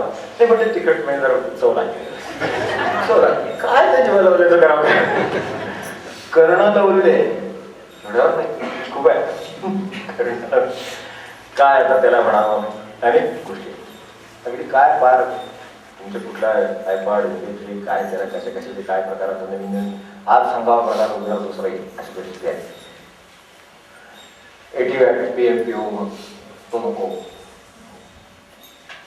180 120 180 240 40 PMPO काय होणार ते आहे तिकडे त्यांची फोटो करतात मग ते सगळे मग करणं तिकडे जात मग ते शेवटी कानाचे मग शेवटी ते आपल्याला मग ते नाही का कोर्ट केस करावं लागेल ते ह्याच्यावर बंद्या ते व्हॉल्यूम खाल्यावर एवढ्या डेसिबलच्यावर चालणार नाही एवढ्या प्रमाणाच्यावर चालणार नाही असं म्हणावं लागलं. का म्हणावं लागलं आम्ही लढे गेलो म्हणून म्हणावं लागलं. त्याला रेकॉर्ड लावायची मान्य आहे रेकॉर्ड केली पण ती रेकॉर्ड किती प्रमाणात लावावी हे खरं म्हणजे निसर्गाने ठरवून दिलेलं आहे. आपण आपल्या लवल्यापोटी ते जर वाढीत गेलो तर 80 ते काही 140 काय गणितच आहे ते शेवटी ते विज्ञान आहे त्याचं गणित करतो 80 ते 140 करून देतो मला काय 120 करून देतो 240 करतो ते म्हणतो तुला 1000 भेटतील कारण त्याच्या दृष्टीत काय त्याला पैसे मिळाले त्याचं काम काही केलं झालं. माझं काय ते ह्या व्यवहार ज्ञानातली जी मिळवलेली अभ्यास आहे त्याच्यातून हे निर्माण झालेलं सगळं ज्ञान आहे आणि ते त्याचे परिणाम आहेत आपल्याला वाटायला आले. मग हे करायचं मग डेसिबलसाठी मग कोर्टात जाऊन आपल्याला ते सगळं करावं लागतं खाली आणावं लागतं. याच्यावरचे आवाज ऐकू नका नाहीतर मग तुम्हाला घरच्यांचे आवाज सुद्धा ऐकू येणार नाही. याच्यापेक्षा मोठे काही मुलांनी बघितली कानात ते सिनेमाची गाणी अखंड अखंड ते कानात ती सिनेमाची गाणी ते एकत्र दुसरे असतात आणि आता अभ्यासाचं कसं ऐकू येत असेल त्याला ते सर काय शिकवतात ते पण आणि त्याचा काय परिणाम म्हणजे ते कानात असतात तास ते गाणी ऐकायची. किती उत्तम वेळ आणि किती उत्तम इंद्रिय दिलेलं आहे आणि त्याचा काय वापर करता येणं शक्य याची कल्पना करा आपण आणि काय वापर केला जातो याची कल्पना करा. काय डेव्हलपमेंट काय डेव्हलपमेंट काय ते काय म्हणता येईल त्याला काही किंमत आहे म्हणून. तसं दृष्टी लावली आहे गाण्याच्या डोळ्यात दृष्टी लावली आहे विवाह लावली आहे दृष्टी लावली आहे म्हणून मग टूर्स आणि टुरिझम तसं सतत तुम्ही फिरत राहिलं पाहिजे. कारण तुम्ही सतत फिरत राहिल्याशिवाय पुढचं काय तर बोलत नाही तर तुम्ही सतत फिरत राहा हे बघा वगैरे ते बघा बघा ते बघा ते बघा ते बघा. एक तासभर माणसाला खरं करमणूक गरजेची होती मान्य माणसाला एक तासभर करणं शिवून येतो खूप काम करतो असं ब्रेक करतो काय काय लोक एवढं पण करत तिथे पण करमणूकच असते काहीची. ऑफिसमध्ये तुम्हाला करमणूक करून आलेले असतात ते घरी आल्यावर एकदम ते गेट जवळ आले की फक्त एकदम अगदी थकलेला चेहरा वगैरे घरी आली की मग त्याला थोडा वेळ टीव्ही बघतो तेव्हा ती दृष्टी लावली मग ते कमी पडायला लागलं म्हणून मग 2 तास 4 तास 6 तास मग ते करत करत आता ते 24 तास 24 तास आहेत पण महिन्यात काही 24 तास सगळं असतं. नसेल तर ह्याचं बंद झालं की तो सुरू करतो कारण शक्य नसेल तर एकमेकाला सांभाळून करा पण सुरू ठेवा. दृष्टी लावली आहे दृष्टी लावली म्हणजे इतकं आहे घरात त्याच्यावरनं भांडण होतं तुम्ही बघितलं काही घरामध्ये 24 नंबर 16 नंबर 8 नंबर 2 नंबर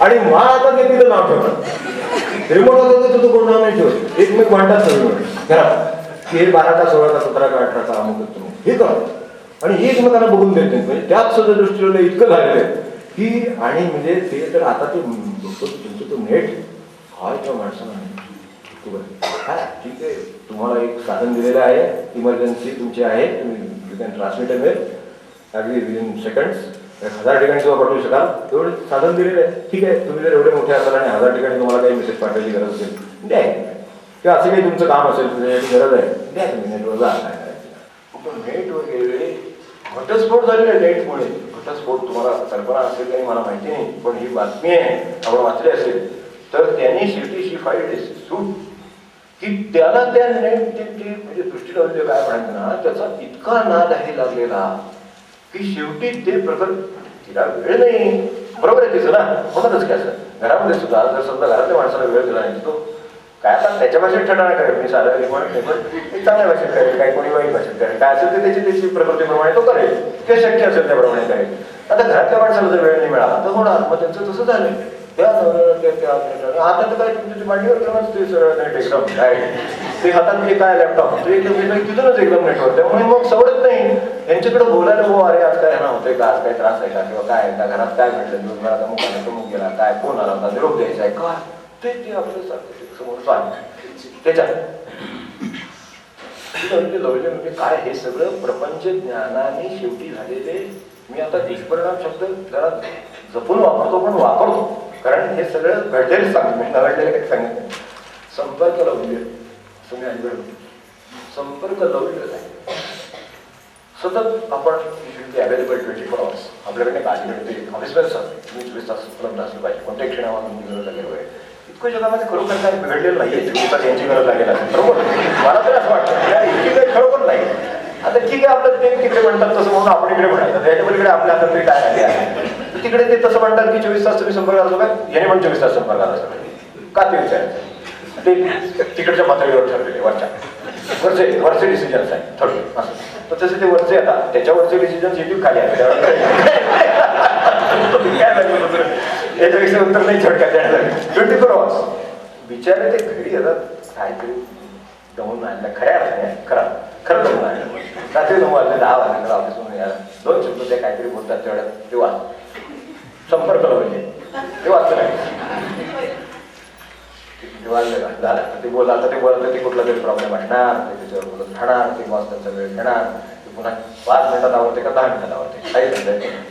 चहा समोर ठेवलेल्या माणसाच्या आलेला त्याला कप काय काही कसं आणि पूर्वी हे मृत्यूच्या पत्र वगैरे म्हणायचो, अलीकडे रोजच म्हणायचं मृत्यू केव्हा माणसाला सांगता येत नाही वगैरे असलं आम्ही काहीतरी सांगायचो वगैरे प्रवचन. आता काय सांगायची गरज राहिली नाही, केव्हा तुम्हाला मोबाईल हे सांग येईल हे सांगता येत नाही. काय अर्थ होतं ते आता आपणच बघा, तुम्ही काही म्हणत नाही, पण केव्हा मोबाईल समोर ठेवलेला चहा. आणि नेहमी पूर्वी उदाहरण सांगितलं मी स्वतः कारण हे मी पाहिजे केलं नाही की समोर चहाचा कप आणून ठेवला नाही. खरं आहे म्हणा तुम्ही खोटा आहे म्हणून खरंच आहे. कोणत्या क्षणी माणसाला येईल संपर्क लावते मोबाईल येईल हे वाजेल अजिबात सांगता येईल. इतकी का संपर्कात एवढं का आपण झालो वागा पंतप्रधान आहे म्हणून की त्याला काय आहे आणि ठीक आहे असेल माणूस. पण अगदी सामान्य भाजी वगैरे कुठून तिकडे जातात ना ते सुद्धा मी पाहिलं मला माहिती नाही एवढं असतं म्हणून तिथे तिथे भाजीचे तिथे सगळे मोबाईल ठेवलं असतं ती तिथून त्यांना सांगतात तुम्ही कुठल्या मागल्यापर्यंत आलाय आज जरा अमुक भेंडी हवी आहे का काय ते त्याचं काय खरं की भेटू आहे ते एवढं तरी खरंच आहे कुठे जास्त नाही. पण खरं एक गोष्ट खरी आहे की मला की इतकं आहे ते की इतकी त्याची खरी गरज माणसाला म्हणजे व्यवहार ज्ञानाचं काय झालं व्यवहार ज्ञानाच्या सगळ्या. तर यांनी असं माणसावर अतिक्रमण केलं त्याला बसून देत नाही बघा काय करून देत नाही त्याला. तर असे हे संपर्क लावले प्रकारचं हे संपर्क लावलेलं आहे. SMS कमी पडले आता MMS आणखीन आणखीन लावले. तर स्वास्थ्य नावाचा प्रकार शेवटी माणसाला कुठे जाऊन मिळवावा लागेल हे मला सांगता येत नाही म्हणतो थोडक्यात. पूर्वीच्या काळी आता जरा आठवलं सांगतात लोक गंभीर विषय नको जास्त म्हणून. पूर्वीच्या काळी बघा झाडाचा एखादा मनुष्य असला आणि असं काहीतरी हातवारे मंत्र वगैरे असं दिसलं आपण काहीतरी शंका यायची त्याच्यामध्ये. पण अलीकडे तो मोबाईलवर बोलत असा असं वाटतं एकटा बोलतोय. मला पहिल्यांदा असं वाटतं की पूर्वीचं आपलं कसं होतं ना आता कसं आहे आपला गच्चीन उभा होतो आणि झाडाखाली मनुष्य उभा चक्क कसं बोलतात आणि एकटा बोल पुण्याने चालतो. आपण पुढे काय म्हटलं असतं कोण काय त्या लोल्याने काय केली संपर्क लोल्याने वाटलं या अवस्थेत विचारायचं गोष्ट काय धन लावले वगैरे याच्यामध्ये काय बोलत लवल्याचे इतके प्रकार आहेत. या सगळ्या पार्श्वभूमीवर आपल्याला अध्यात्म ज्ञानाकडे हे सगळं शैक्षणिक ज्ञान आहे, हे सगळं व्यवहार ज्ञान पाहिजे आपण त्याचे परिणाम पाहिजे. मग आता परमार्थ असा शब्द वापरला, अध्यात्म असा शब्द वापरला, परम म्हणजे श्रेष्ठ सगळ्या पूर्ण गोष्टीचा विचार करू शकेल अशी काहीतरी, हे सगळं आता मी सांगितलं इट वॉज ऑल पार्शल, म्हणजे ते विशेष सांगतात सगळ्या ज्ञानात ते सगळं पार्शल आहे, स्पेशलाइज नॉलेज असतं. की कानाचं असेल तर ते कानाचं, ते म्हणतात बुवा ते काय आता ते डोळ्याचं तुम्ही दुसरीकडे सांगा नाही का आपल्याला, कारण ते तेवढंच त्यांना ते कानच नाही विचारायला काय. तर पण आता ते तज्ञ असतात त्याबद्दल नाही, पण ते तेवढंच असते. तसं ह्या सगळ्या ज्ञानाचं तेवढं आहे. परमार्थामध्ये मनुष्याचा संबंध आहे, मनुष्य म्हणून मला काय गमतीचं म्हणून सांगतो, त्याचा काय शिक्षणाची कशाची काय संबंध नाही. मला थोडंसं अर्ध्या काळत्या मुलाने म्हणून विचारलं की तुम्ही ते लोक डॉक्टर म्हणून तुमची ही डॉक्टर म्हणून डॉक्टर म्हणून तुम्ही काय करता, ते लोक औषध देतात, बाबा औषध देतात बरं करतात तुम्हाला, तुम्ही काय करता. मी नाही तसं काय करत, रोगावर औषध देतो, रोगावर नाही रोगावर औषध आहे, रोगावर नाही. होलिस्टिक आपण नाही का आता खूप असे शब्द वापरतो आपण, तर शेवटी हे संत शेवटी काय संतांचं सुद्धा काय आहे तो मनुष्य म्हणून विचार करतो. हे विकार, हे गुण, हे दोष, हे अमुक, हे तमुक मिळून एक माणूस. आता त्याचा उद्धार कसा होईल ह्याचा विचार करते. त्याला असं सांगणार नाही आता तुझ्या त्या राजासाठी तू अमक्याला वेळ, लोकांसाठी अमक्याला वेळ तिथे देतात ना तसं आहे. आता ते त्याच्याबद्दल कोणाबद्दल म्हणत नाही, पण सांगतो हे कानाचं आहे आपलं, तुम्ही वेळ अमक्याला भेटा, अमक्याला भेटा ते करून दा ते कानाचं ते माझे. मला भीतीवर काय वेळ त्याच्याजवळ समजा हाताला आपल्या दुखापत झाली, मग मोटरसायकल आहे, गाडी आहे, सूप पडला मनुष्य, तुझे समजा त्या म्हणजे ऑर्थोपेडिक म्हणायचे ना त्यांना, तर ते ऑर्थोपेडिक वगैरे त्यांच्याकडे गेलो समजा म्हणजे असं होईल का काय, असं जर होत गेलं तर तू मग ती मी करंगडीचं काम करतो त्याच्यासाठी असं म्हणते काय कोणाचं काय नाही. कारण आज तरी पूर्वी वैद्यांच्याकडे गेलं, अहो साधे आपले जे MBBS वगैरे पूर्वी म्हणजे ह्याच्यात थोडीशी आधीची मिळते व्यवस्थित त्या माणसाला तुमचं असं झालेलं आहे, ठीक आहे त्याला औषध घ्यायचे बरं वाटतं, काय कळत नाही होत होतो बाबा काहीतरी आपली अंधश्रद्धा असेल त्याची किंवा वेगळं काय आपली कळत नव्हतं असं असेल काहीतरी, पण असं बरं होत होतं. आणि वैद्याचे ते वैद्याचं इथे नसतं एवढं फक्त असतं. आणि वैद्य सांगायचे की तुमचे ते आमच्या ठिकाणी गेलं आहे त्याच्यावर अमुक काय 2 मात्रा काय गोळी काय असेल औषध घ्या, थोडं उभारून घ्या, ते बरं वाटेल. त्यानंतर इथं नुसतं बोलून करायचं. म्हणजे ह्या ज्ञानाच्या बद्दल फरक सांगितले. परमार्थ ज्ञानाला थोडेसे हे जवळचे म्हणजे बाकीचे आहेत ना, आता उदाहरणार्थ वैद्यकीबद्दल काय होतो आयुर्वेद आहे शेवटी, त्यामुळे तो जरा जवळ आहे परमार्थाच्या. मी आपली पूर्ण म्हणत नाही त्याला परमार्थ, पण तरी सुद्धा परमार्थाच्या जवळ आहे. त्यामुळे त्याच्याकडे एक माणूस म्हणून तो बघायचा, अशी त्याची बघण्याचा दृष्टिकोन आहे. तो माणूस म्हणून पाहायचा आणि मग त्याच्यात ते सगळे वेगळे लक्षात घ्यायचे आणि मग त्यावर सगळ्या म्हणून एक काहीतरी त्याला औषध द्यायचं असं आहे. तर ते त्याच्या जवळच आहे. त्यामुळे त्या ज्ञानामध्ये थोडासा फरक आहे. परमार्थ ज्ञान त्याचे एक पलीकडे आहे, ते एकूण सगळ्याचाच विचार करणार एकूणाचा विश्वाचा केला, सगळ्या विश्वासा करतो. परमार्थ ज्यावेळी विचार करतो त्यावेळेला जीव पक्षी कसा लगेला विचार करतो आपण करतो. मला काय करायचं इथे पक्षांना घाला, हे संत आहेत ते परमार्थ करतात, त्यामुळे तिथे दान आहे अन्नदान, पक्ष नाही. काय आनंदाने एवढ्या भावून तसं काय बघा म्हणजे खरोखर दृष्टीने बघायला मिळालं. आणि या जे दान आहे याचं महत्व आपल्या लक्षात आलं असेल, काय मला माहित नाही, आपण विचार करत असताना आपल्याला लक्षात आला असेल. मी सांगतो ते आपलं परत आढळण्याचं समजा खातं, पण काही नाव नाही त्या दानाला, त्याच्याकडे कुठलीही टेक्नॉलॉजी नाही, कोणाला तिथे माहीत नाही. कालचा कावळा आला होता काही माहीत नाही, कालची चिमणी आज आली तिथे चालण्याची माहीत नाही. आणि आदर्शदान हेच कारण अपेक्षा कोणा बघून करणार, काय कुठली चिमणी आली कोण काय तुमचे लक्षात ठेवून तुम्हाला घरी गेला जेवायला वाढवा असं का वाटते. आपल्याला त्या ह्याच्यामध्ये होतं एखाद्या ठिकाणी संस्थांमध्ये कुठल्या ह्याच्यामध्ये एखाद्या ठिकाणी अन्नदान झालं असतं, तर ते लक्षात ठेवतात माणसं, ते गेली की भेटतात परत ते भेटली भाऊ आम्ही तुमच्याकडे आलो होतो तेव्हा तुम्ही आमची सोय चांगली केली, आता तुम्ही आमच्याकडे हवा तुम्ही सगळी सोय करतो. कोण कोणाची सोय करतो. आदर्श म्हणजे इतकं वर नेलेलं आहे ते की ती चिमणीला घातलंय, कुठली चिमणी खाऊन काय माहिती नाही तिचं, तिला नाव नाही गाव नाही तिचं काय नाही, पत्ता माहिती नाही, पुन्हा तुम्हाला संपर्क साधता येणार नाही, परत ये म्हणता येणार नाही, जीव कोणणार नाही, काही होणार नाही, काही होणार नाही, फक्त निसर्गाचं चक्र चालू राहील. आणि आज निसर्गाची चक्र कशी सुरू राहतील हाच प्रश्न आहे. परमार्थ ज्ञान आहे ते माणसाचा असा विचार करतो सगळा, विश्वाचा विचार केला विश्वाचा करतो सगळा, फरक आहे. झाडाचा विचार करेल ते झाड कसं नाही, त्याच्यावर तो पक्षी कसा आज मला झाड दिसतो, तो पक्षी येईल कुठून बसला कुठे तो येऊन तुमच्या घरावर बसायचं त्याचं झाला त्याचं झाड पाहिजे पसार तर त्या झाडाची पण व्यवस्था केलेली आहे, पक्षाची पण व्यवस्था केलेली आहे, पक्षाला काय मिळेल याची व्यवस्था केलेली आहे. हे सगळं परमार्थाच्या ज्ञानावर त्यामध्ये फरक आहे. म्हणून आपण कशाला ज्ञान म्हणावं हा आपण जरा थोडासा विचार करून घ्यावा. त्यातही पुन्हा ज्ञान आहे हे आचरण आहे. पक्षाला द्यावं हे एकदम एवढं सकाळी उठून म्हणू शकतो किंवा 3 वेळा म्हणू शकतो, पण प्रत्यक्ष दिलेलं आहे ज्याला वळे त्याला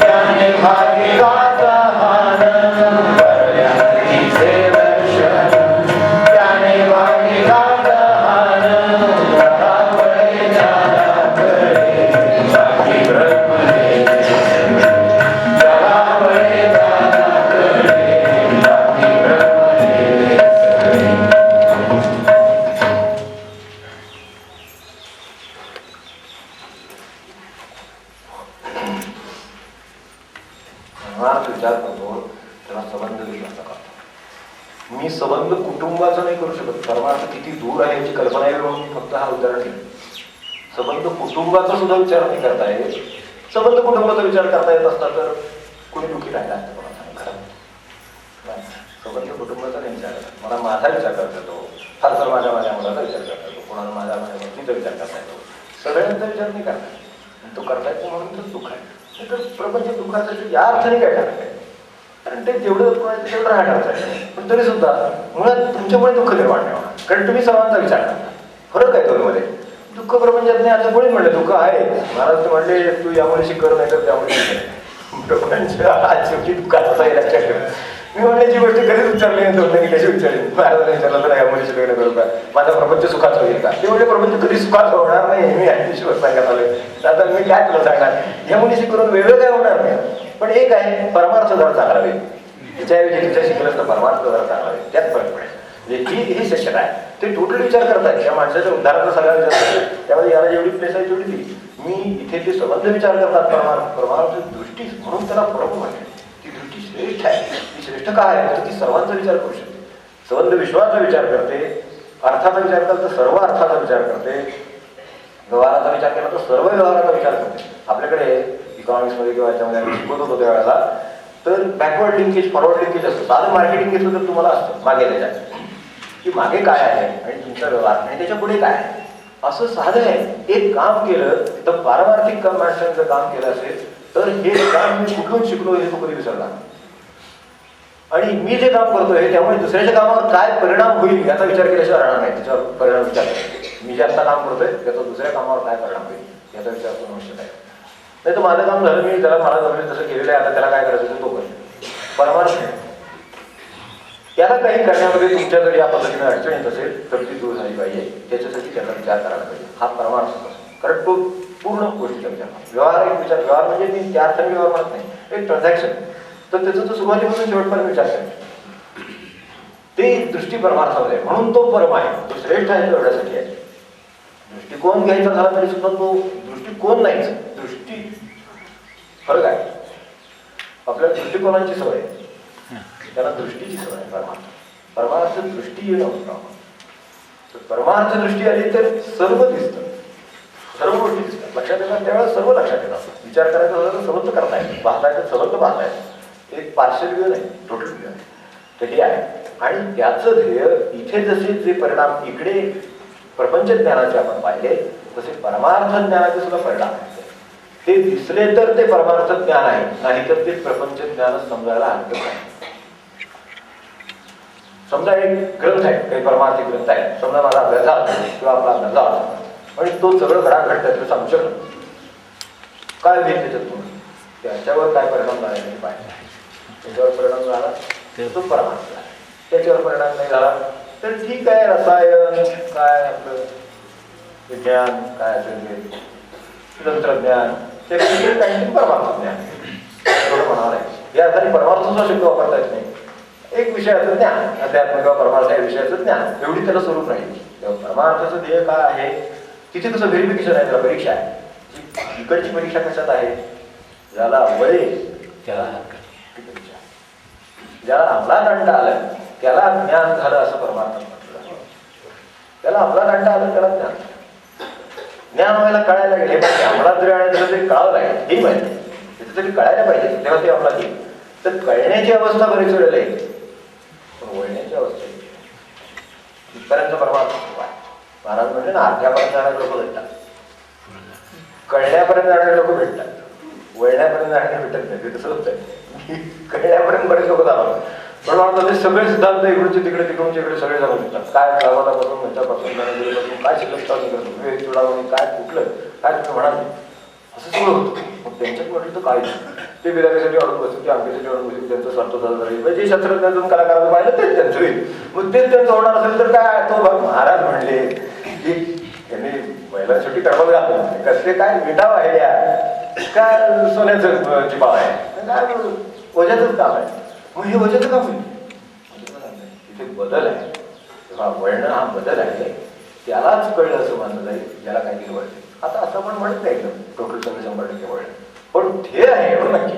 चाललाय तो हिमालयाच्या दिशेने चाललाय हे मान्य. आता तो गेला नाही मान्य, ठीक आहे, 100 किलोमीटर गेला, 200 किलोमीटर गेला, काय 1000 किलोमीटर गेला, काय त्याचं असेल हिमालयापासून नंतर, त्यानुसार तो चालतोय. पण तो तिथे जाण्यासाठी चालतोय, तो कुठे जाण्यासाठी चालतोय, त्याला उत्तम सांगता यावं, उत्तम वाचता यावं, उत्तम अंक करता यावं, म्हणजे त्यातल्या काही समजा कसरती आहेत त्या करता याव्यात म्हणून का त्याचं चाललंय. तसं जर असेल तर आणखीन कसरत निर्माण झालेली आहे. भौतिक कवाय मागे आपण बोलतो ती याची कवाय अध्यात्मिक कवाय, तर तशी त्या कवायची कवाय घेऊन नाही, त्यांच्यावर काहीतरी फरक आहे. तर ते खरं, पण ते खरं आहे ते आपल्याला कळावं. इथे जे आहे बाळगून शब्दज्ञान आहे. शब्दज्ञान हे माणसाला शहाणपण देतं, आपल्याकडचं आहे ना शहाणपण येतं माणसाला. ही 4-5 कडी आहे त्याच्यामध्ये शब्दज्ञान हे शहाणपण आहे. माणसाकडे आपण त्याला शहाणपण समजतो व्यवहारामध्ये, ते शहाणपण येतं. ते कोणत्या अर्थाने, तर ज्ञान या अर्थाने येतं. खूप ज्ञान आहे, खूप ग्रंथ माहिती आहेत, खूप हे माहिती आहेत, खूप काय समजून माहिती आहेत, काय आमचं माहिती आहे, सिद्धांत माहिती आहेत, हे माहिती. हे सगळी माहितीचा साठा झाला फक्त. त्याच्यात काय झालं त्याच्यात काय झालं नाही, मग भार व्हायला तो उतरून ठेवावा लागेल. एक दिवशी कारण इंग्लिश उतरून ठेवायचा, त्या दिवशी तो भार उतरवून ठेवावा लागेल. मग रसायनाचा बाळगाला काय परमार्थाच्या ज्ञानाचा बाळगाला काय ग्रंथाचा बाळगाला काय, शेवटी सारखं त्याच्यात बदल आहे. तिथे तसं त्याला किती वेळ जावं आहे. शहाणपण येतं. बाळगून शब्द ज्ञान आहे. कोणी होतं का शहाणे, परमार्थाच्या दृष्टीने शहाण होणं. प्रपंच जर ज्ञान बाळगलं तर शहाणे टाक, तिकडे शैक्षणिक दृष्ट्या शहाणे टाक. शहाणे शब्द सगळीकडे वापरला जातो, पण त्याच्या अर्थामध्ये खूप फरक. परमार्थाच्या दृष्टीने शहाणपण आहे की त्याला ते वळ, त्याला ते अंमलात आणता, प्रत्यक्ष करता. दान धर्म खूप मोठा आहे असं आपण म्हटलं, प्रत्यक्ष त्याच्या हातात 2 रुपये सुटले तर काय त्याचा दान धर्म खूप मोठा असतो, तो काय ते सांग, त्याची काय काय आहे ते सांगा. मग दानावर सगळं व्याख्यान केला आपण तयार आहे. ते याच्या ठिकाणी काय आहे ते त्याच्यावर का अवलंबून राहणार. असं आपल्याला जर हे आता शहाणपण आहे तर शब्दज्ञानाने तिकडे शहाणा होता येईल, तिकडेही शहाणा होता येईल, पण तिथे शहाणपण होणार, तिथे वळणारा आहे. तिथे शहाणपण काय आहे हे खरं सांगायचं तर पारमार्थिक शहाणपण हे जरा वेगळ्या स्वरूपाचं आहे. त्याची 4 लक्षणं आहेत ते आपल्यासमोर ठेवून ठेवलं. फक्त ती सगळी आपल्याला अनुभवाची आहेत, ती काय कुठे ग्रंथात सांगितलेली नाही. पहिली गोष्ट म्हणजे काही काही गोष्टी आपल्याला कळत नाही, हे परमार्थिक माणसाला माहिती, हे शहाणपण आहे. प्रपंचकाला सगळं कळते असं वाटतं. विचार घे म्हणून मागे म्हणले कारण सिनेमा म्हणजे थोडंसं हे करण्याचा अवमान करण्याच्या दृष्टीने विचारू नये. पण जर आपण असं पाहिलं स्वतःकडे ठीक आहे, तर आता काय आहे, तर आता ह्याच्यात असं आहे की त्याच्याकडे ते ज्ञान जे आता आपण बघतो आहोत ते प्रापंचिक माणसाच्या दृष्टीनं कसे फरक आहेत 2 मध्ये ते लक्षात येईल. एक तर जितकं ज्ञान जास्त बाळगेले तितकं त्याला मोठा समजला जातो, शहाणा समजला जातो. आणि त्यातही त्याला जे येत नाही ते त्यांनी येतंय असं दाखवलं तर फारच चांगलं वाटतं. ती जर कला त्याला साधली तर व्यवहार आणखीनच छान. म्हणजे त्याला जे येत नाही ते सुद्धा त्याला येतंय असं दाखवता आलं पाहिजे. तर प्रपंचामध्ये तो खूप छान मोठे मोठे मोठे मागच्या वेळेला आपला अनुभव आला असता जे अपेक्षा ह्याच्यातून गेले वरती त्यांना माहिती असतं त्यांना काय माहित नसतं म्हणजे माहीत आहे असं इतकं व्यवस्थित दाखवू शकतात आता त्यामुळे ते वर गेले असले पाहिजे हे इतकंच आहे. तर तशा तरीच असतं परमार्थात ते आहे त्याला हे माहिती की आपल्याला काही काही गोष्टी कळत नाही. त्याला हेही माहिती असतं की काही काही गोष्टी आपल्याला कळण्यासारख्या नाही. परमार्थिक शहाणपण कशाला म्हणते काही काही गोष्टी कळत नाही काही काही गोष्टी कळण्यासारख्या नाही आणि काही काही गोष्टी कळणं योग्य नाही. ही गोष्ट खरी आहे काही काही गोष्टी कळणं योग्य नाही. गुरुदेवांना जेव्हा समोर ज्ञान भरायला लागले गुरुदेवांची आठवण आपल्याला माहिती असेल की त्यांनी प्रार्थना केली समोर मनुष्य आला की त्याचं मागचं पुढचं झालं. साधनेचा एक परिणाम आहे की माणसाला असं तर प्रयत्न होऊ शकतो कारण शेवटी तुम्ही एकदा अभिक्रियाच्या वरती गेला पलीकडे गेला की ही गोष्ट होऊ शकते. बोललेल्या काय होतात त्या बहुत गोष्टी व्यवहारतात तसं जायचं त्याला काय फार हे द्यायचं कारण नाही महत्व द्यायचं कारण नाही उलटा अडथळा आहे. गुरुदेवांना असं व्हायला लागलं त्यांनी प्रार्थना केली तळमळून की हे काय माझ्या मागे लावलं हे नको मला असलं पाहिजे. ह्या गोष्टी करणं योग्य आहे म्हणजे ही जाणीव आहे जाणीव नव्हे त्यासाठी तळमळ आहे आणि प्रार्थना आहे. त्याचा मागचा जन्म सगळा त्याला आठवायला तर या जन्माचं काम अवघडून बसेल माणसाला ते सांगतात ना मग तो आहे तर मग तो का आठवत नाही त्याला मग तसं मागचा जन्म का आठवत नाही त्याला आठवला तुला आजचा व्यवहार नाही करता यायचा कोणाशी त्यावेळेला कोणत्या स्वरूपात तुझा संबंध काय होता हे कळलं तर त्याला आजचा व्यवहार व्यवस्थित करता येईल का हा क्षणभर विचार करू. 50 वर्ष मागे जाऊ 100 वर्ष मागे जाऊ नुसतीच कल्पना केलेली बरी कारण न कळलं चांगलं आहे आणि जर समजा त्याला कळलं की होता असं ते तो होता म्हणून तो आज जन्माला आला कुठेतरी असलाच पाहिजे म्हणून झालाय आज ते मागचं आहे बरोबर आहे पण ते कळणं योग्य आहे. ते कळलं तर त्याचा घोटाळा आणि कोणाच चौथा आला ही 3 लक्षणं सांगितली. काही गोष्टी कळत नाही काही गोष्टी कळण्यासारख्या नाहीत. कालच प्रश्न विचारला होता काही उत्तर झालं आपला तो काही कळणं योग्य नाही आणि कुणाला तरी हे सगळं कळतं. हे पारमार्थिक कुणाला तरी हे सगळं कळू शकतं एवढंच लावायचं पारमार्थिक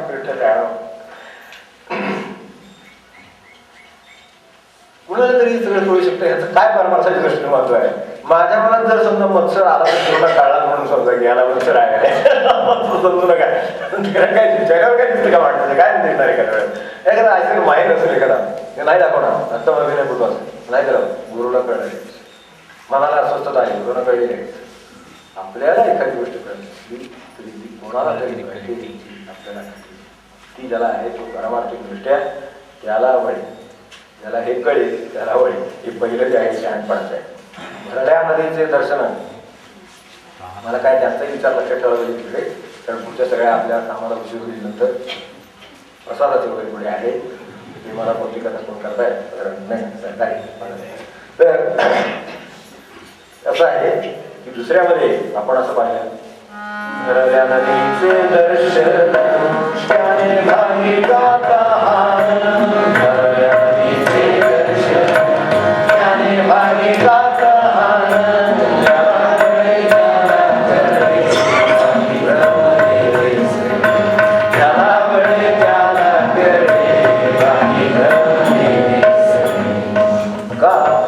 लक्षात येत नाही म्हणून भ्रम आहे.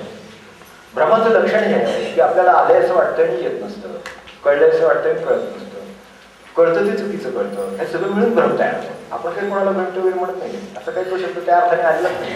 तो शब्द अशा अर्थाने आलाय की जे मला कळतंय ते बरोबर आहे असं वाटतं तिथं गडबड आहे मला कळलेलं आहे असं वाटतं ती गडबड आहे म्हणून सुरुवातच शहाणपणाने बाळगून शब्द काय कोणी होतं का शहाण. आज मनुष्य आपण काय म्हणतो मला त्या माणसाचा 25 वर्षाचा अनुभव आहे हे जरी खरं असलं तरी 26व्या वर्षी त्याला नवीन म्हणून सामोरं जायला तयार आहे कारण मी पारमार्थिक मनुष्य आहे. आज तो बदललेला असू शकतो आपण नाही बदललेले असू शकतो. 10 वर्षापूर्वी जो होतो तो आज मी आहे त्याविषयी माझी किती मतं आज बदलली किती गोष्टी माझ्या बदलल्या असतील वर्तन असतील असतील खूप बदल झालेले असतील म्हणून तर आज जसं आहे तसं सी आज जसं आहे तसं पहा कृष्णमूर्ती म्हणाले त्यासाठी आज आहे तसं पहा असेल तो काही नसेल त्यावेळेला पण आज त्याची खूप चांगली वृत्ती आहे ती तुम्हाला फक्त आज पारमार्थिक असेल म्हणून अशा तऱ्हेच्या शब्दज्ञानाचा जसा उपयोग होत नाही तसं पुढचंही आहे की नुसत्या भरलेल्या नदीचं दर्शनाने नाही बरोबर पाणी लावणं म्हणजे तृप्तीचं लक्षण काय आहे तर आस्वाद प्रत्यक्ष ते करणं हे आहे. नामगंगा वाहिली तरी माझी एक त्याच्यात कावड म्हणाली तर काय. हा ठीक आहे, 20,000 नाही जाऊ चालेल, 25,000 नाही जाऊ, पण 5,000, 5,000 नाही, 1,000, 10 माळ काहीतरी देत असेल. भरल्या नदीचे दर्शन त्याने भागी टाकला ते नाही जमत. त्याला थांबून 10 माळा कार्यक्रम पण करायला लागतील, तेव्हा त्याला त्याचं काहीतरी सुरू नसेल तर त्याला हा ते काल आपण जसं स्पीडचं बघितलं ते ठीक आहे, तो कोणाचा गंगाशय जास्त असेल, कोणाचा पत्र वेगळा असेल. भरल्या नदीचं दर्शन तर भरली नदी भरलीच आहे, त्यांच्या कृपेनं गंगा वाहती नावाची ही गोष्ट खरी आहे. पण मी जर त्याच्यात कुठेतरी एक माळ्याकडे असेल तर त्याचा उपयोग आहे. मला त्याच्यात खूप तहान झाली तर खूप पाणी प्यावं लागेल मान्य, पण एक घोट जरी माणसाच्या जरी विचार गेला, पोटामध्ये गेला, तरी सुद्धा त्याला तृप्तीचा एवढासा काय तो अनुभव देऊ शकतो. एका घोटाचं तृप्तीचे याचे महत्व आहे ते संबंध भरलेलं नदीचं दर्शन मिळत नाही. म्हणून प्रत्यक्ष भिजला का परमार्थात हे म्हणतो, तो स्वतः भिजला का. आपण इथे उभ्या बाहेर भरपूर पाऊस पडत होतो, काय धुवाच पाय काय धुवाचा पाऊस पाहायला असतो, त्यापेक्षा जाऊन आला असतो तुम्हाला. मला लहान मुलं पडतात ते मला अगदी आनंदाने सोडून लहान मुलं वगैरे पाऊस पडतो चालू काय सर्दीवर औषध घ्यावं त्याच्यापेक्षा काय औषध. पण त्या आयाला तेवढी काळजी, ते बाहेर ते आधीच ताराकडे लावून सगळं ते वारा सुद्धा येता नाही, ते त्रास होईल, मग थंडी होते, मग ते असं होतं, शरीर खूप भरतो, काय ते ज्ञान लागेल सगळं अलीकडे काय गरज नाही. जाऊ दे खेळू जरा म्हणून जरा डोक्यात जरा पाणी आणि सगळं छान शरीराला सवय होईल आणि एवढा त्यांनी आनंद आहे तो समोर निसर्गाचा घ्या. ते त्याचं खरं त्याने पाऊस पाहायला आहे जर त्याला सांगायचं असेल तर त्याने तो पाऊस अनुभवलेला आहे. काय तो भिजला का त्यांनी पाऊस पाहिला, जो पावसात भिजला तरी पाऊस पाहिला. नामाची गंगा वाहिली, नाम घेतलं तरी नामाची गंगा नाही. ती पाहून भरल्या नदीचे दर्शन आहे त्याने मागे टाका. ते प्रत्यक्ष कुठलेही तरी कुठेही कधी कसे असेल तसं त्याचं जे असेल तसं ते झालं तर हे आहे. रची कर्मांचे डोंगर, रची कर्मांचे डोंगर, जीवधारा कामर, रची कर्मांचे डोंगर, जीवधारा कामर, रामळे ज्ञाना करे, भागी रमणे त्याला वळे त्याला करे, भागी रमणे. कितीतरी कर्म केली, हे सगळं का घोटाळा असा होतो तर याच्या मागं प्रापंचिक ठेवण जी माणसाची मनाची झालेली चित्ताची, त्यामुळं परमार्थाचे घोटाळे आहेत. नाही तर परमार्थाचे घोटाळे असायचं काही कारण नाही. त्याला हे कळतं की 1,099 कसे येतील वरचे ज्याला हे त्याला कळतं, त्याच्याकडे निरागसपणा आहे तेवढा, त्याला तेवढी सरळपणा आहे, पण प्रापंच सरळ नाही ना. जे नाही ते दाखवण्याचं आहे, जे आपलं नाही ते मिळवण्याचं आहे, असं जर सगळा जर प्रपंच आहे तर त्या सवयीमुळे हे सगळं होतं. तिथे खूप काम केलं म्हणजे खूप काम केलं म्हणजे खूप काहीतरी होतं अशा कल्पना आहे. तसं खूप काहीतरी करावं लागतं तिथे प्रपंचामध्ये, ती सवय आहे आपल्याला. खूप गोष्टी केल्या तर मग त्या खूप गोष्टी साध्य होतात. तसं आहे. तर इथे असं वाटतं की आपण खूप गोष्टी करायला पाहिजे. खूप गोष्टी केल्या परमार्थ नाही सांगत. परमार्थ हा कर्माचे डोंगर उभे करून उपासना म्हणजे सात्विक कष्टांची रास रचणं नव्हे. झाल्यावर सात्विक कष्टांची रास रचना म्हणजे उपासना, ती वेगळ्याच कामासाठी आहे. ती करून काय अमर झालं नाही कोणी. अमर झालं कशा अर्थाने? काळावर मार या अर्थाने, काळावर मार या अर्थाने अमर आहे. आम्हाला काय शरीर कुठे राहिले कोण नाही. महापुरुष महात्मे सगळे झाले तरी सुद्धा तिथे सुद्धा नाही. सर्व म्हणले तरी नाही, महाराज म्हणले तरी नाही, बाबा म्हणले तरी नाही, शरीर नाही. त्याची ती का देतो, पण त्याच्यावर काळाची सत्ता आहे का म्हणलं तर नाही. शरीरात असताना जो अनुभव येऊ शकतो तो शरीरात असताना सुद्धा येऊ शकतो. मग काळावर मात नाही तर काय आई नाही मान्य, कशात नाही, शरीरात नाही, पण अनुभव येतो. मग काळावर मात नाही. काळ काय गेली ते वेगळी, तुमचा अनुभव देण्याची जी क्षमता आहे ती नाही गेली, हे सत्ताच्याकडे. म्हणून आज सुरू त्यांचा अनुभव आहे, पण तेवढी बुद्धी होती ना आपण बसतो, नाही तर काय बसलो असतो आपण. कसं शक्य आहे आपल्याला ठरवलेल्या वेळेला अमुक ठिकाणी पोचावं म्हणलं, अमुक ठिकाणी आपल्या गावात जावं म्हणलं, आपल्या लग्नात जावं म्हणलं तर काय सांगतात की माणसांना त्याची गॅरंटी नाही. तरी सुद्धा आपल्याला एवढं शंभर लोकांना हे होऊ शकतं. सत्ता आहे, अनुभव आहे, म्हणून हे शक्य आहे. पण तिकडे प्रपंचाची सवय कशी झाल्यामुळे ते असं होतं. इकडे काळाची जे अमर कोणत्या अर्थाने परमार्थामध्ये काळाचं त्याच्यावर चालत नाही असं होतं. हे मी मागेच सांगितलं आपल्याला, परमार्थामध्ये मृत्यूपूर्वी मरण आहे. आपला परमाविषय झाला मृत्यूपूर्वी मिळेल,